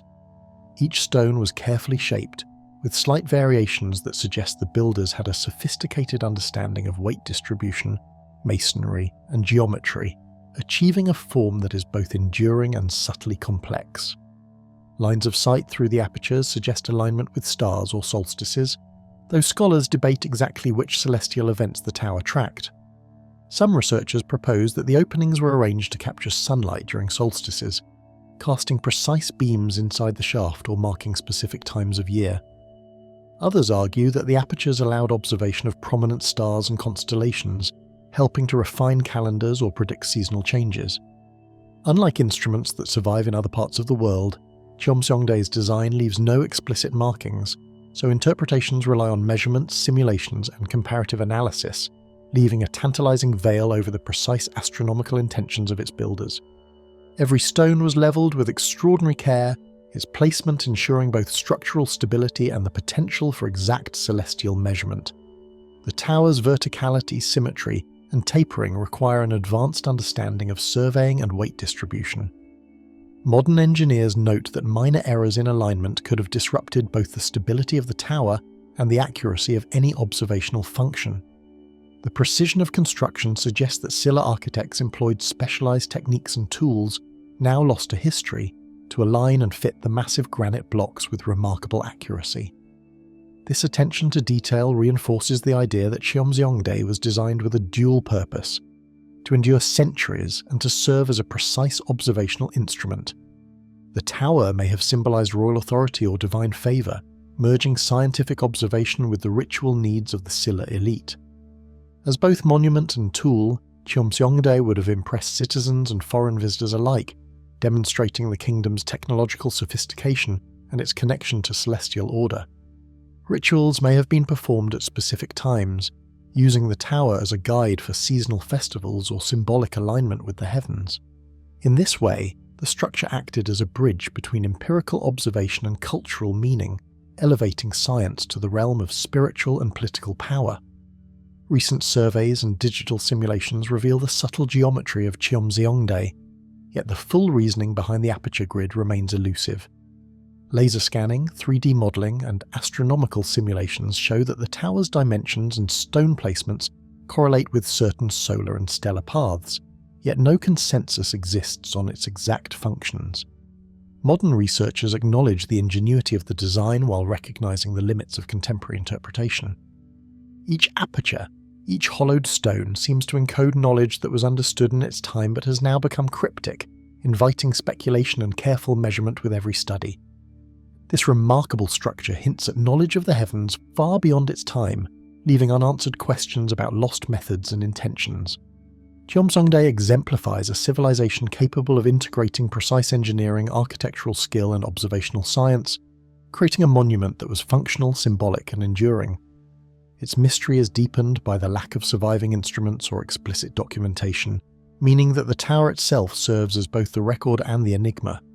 The elegance of its construction, the subtlety of its apertures, and its enduring presence testify to the advanced understanding of its builders, while also reminding modern observers of the limits of contemporary knowledge. Between carefully carved stones and subtle openings, secrets of the skies may persist, still escaping contemporary detection. The Inca Quipu recording device. Threads of cotton and camelid fibre twist together, forming patterns that encode meaning in ways the eye can observe, but the mind can only partially decipher. Known as the Quipu, this recording device was a cornerstone of the Inca Empire, stretching across the Andean highlands from the 15th to the early 16th century. Each cord, carefully dyed and knotted, held information that could govern towns, manage tribute, and organize agricultural production across thousands of kilometers. Unlike written scripts elsewhere in the world, the Quipu transformed abstract numbers and categories into tactile forms, where color, position, and knot type conveyed meaning. Even today, the full logic of the system eludes scholars, and its surviving examples whisper of a sophisticated knowledge framework now largely lost. The vast expanse of the Inca Empire demanded meticulous record-keeping spanning mountains, valleys, and distant settlements across the Andes. Administrators could not rely on letters or written orders across rugged terrain, yet the empire achieved remarkable coordination in taxation, labour distribution, and census-taking. Quipus provided a portable, standardized method of recording complex information, ensuring that local administrators and regional governors could interpret and act on centralized data. The integration of Quipu into state administration highlights not only practical ingenuity, but also a remarkable understanding of abstraction, where tactile manipulation could encode numbers, categories, and possibly historical or narrative content. Thick primary chords support branching secondary chords, each knot type and colour hinting at quantities, categories, or sequences within the empire's administration. Long knots, figure-8 knots, and simple overhand knots, spaced at precise intervals, appear to represent numeric values, often in base 10 positional systems. Colours, ranging from natural browns and whites to deep reds, yellows, and blues, may indicate commodity types, social status, or geographic origin. The hierarchy of chords, from thick central strands to thinner offshoots, suggests a multi-layered system encoding information both vertically and horizontally. The result is a three-dimensional ledger, tangible yet abstract, offering insight into Inca governance while leaving the modern observer with more questions than answers. Some quipu may have recorded census numbers or tribute obligations, while others might have held calendrical or even historical information, though much remains speculative. Researchers have identified patterns consistent with population counts, livestock inventories and maize distribution, indicating that quipu served as the backbone of logistical planning. Yet other examples hint at narrative content, possibly preserving oral histories or administrative decisions in a physical form that relied on trained interpreters to read. The uncertainty surrounding these potential narrative quipu adds to the device's aura of mystery, suggesting that the Incas had developed a system of abstract record-keeping that challenges our conventional understanding of literacy and information storage. Only trained quipuka mayoks possessed the knowledge and dexterity to tie, arrange and interpret these knotted devices, preserving a specialized craft across generations. Apprentices likely underwent rigorous training to understand knot types, chord hierarchy, color coding, and positional relationships. The accuracy and consistency required to encode numeric or categorical data meant that even minor errors could compromise the information's integrity. These specialists acted as living databases, transmitting knowledge that was simultaneously tangible, mnemonic, and procedural. The quipu thus represents both a material object and a human-mediated system of knowledge, reliant on skill, memory, and interpretive precision to function effectively. Modern collections in museums and archives reveal fragments of this system, prompting researchers to combine statistical analysis with ethnographic parallels in attempts to decipher their full meaning. Computer simulations have identified recurring numerical patterns, while comparative studies with surviving indigenous knowledge provide hints at how information was categorized and interpreted. Yet the absence of explanatory texts or keys means that much of the quipu's logic remains inaccessible. Each surviving example is a puzzle piece, offering partial insight into an overarching system whose full scope has been obscured by time and the disruption of the Spanish conquest. The quipu illustrates a form of abstract thinking and record-keeping that challenges conventional notions of writing, demonstrating the ingenuity of the Inca cognitive framework. It shows that literacy need not rely on visual symbols on a flat surface. Three-dimensional encoding can convey complex information, provided the interpreters understand the system. This physical abstraction allowed the Inca to manage an empire of immense geographic diversity, maintaining cohesion through data that was portable, precise, and resilient.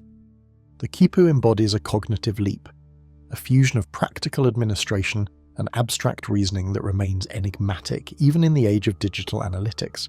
Each chord, each knot, and each subtle color choice preserves traces of knowledge whose full scope may have vanished with the fall of the empire. The quipu bridges the tangible and the conceptual, allowing information to be stored, transmitted, and interpreted without conventional writing. Yet, for all its sophistication, the system's reliance on human expertise has rendered much of its content opaque to modern study.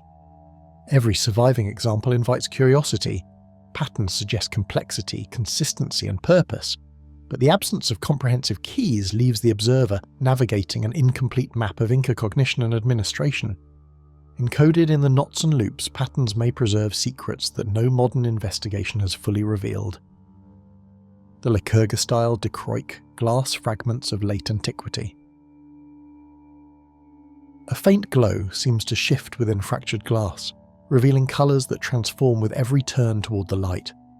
These fragments, later associated with the famed Lycurgus cup, offer a glimpse of an astonishing technology from late antiquity, where artisans could manipulate the behaviour of light at the microscopic level. The glass changes from green in a reflected light to a deep ruby red when illuminated from behind, a property that defies ordinary comprehension and demands extraordinary skill. Scattered across Europe, these shards suggest that a sophisticated method of embedding nanoparticles into glass existed centuries before modern nanotechnology, yet the precise techniques were lost and remain unrecoverable. Each fragment carries both beauty and mystery, inviting speculation about the ingenuity and experimentation of its creators. In the twilight of the Roman Empire, artisans experimented with luxury glass that would astonish emperors and elites alike. Workshops in Rome, Alexandria, and other urban centres produced a range of finely worked objects, from vessels and cups to jewellery, that combined practical use with spectacular visual effect. The dichroic glass appears primarily in high-status contexts, buried in tombs, included in ceremonial hoards, or preserved in elite residences. Its creation required not only aesthetic sensibility, but also a remarkable understanding of the chemical and thermal properties of glass, metals, and light. Knowledge that seems almost paradoxical for an era centuries removed from modern scientific instrumentation. Microscopic particles of gold and silver, suspended within molten glass, create a phenomenon that modern science can barely reproduce. The Lycurgus-style effect relies on controlling particle size to a degree invisible to the naked eye, allowing light to scatter and refract in distinct ways depending on its angle. Reflected light is filtered through the metallic particles to appear green, while transmitted light passes through differently, producing deep red hues. Modern chemists can analyze these particles, but the original methods of achieving such uniformity in the heat of a furnace without modern controls remain an enigma.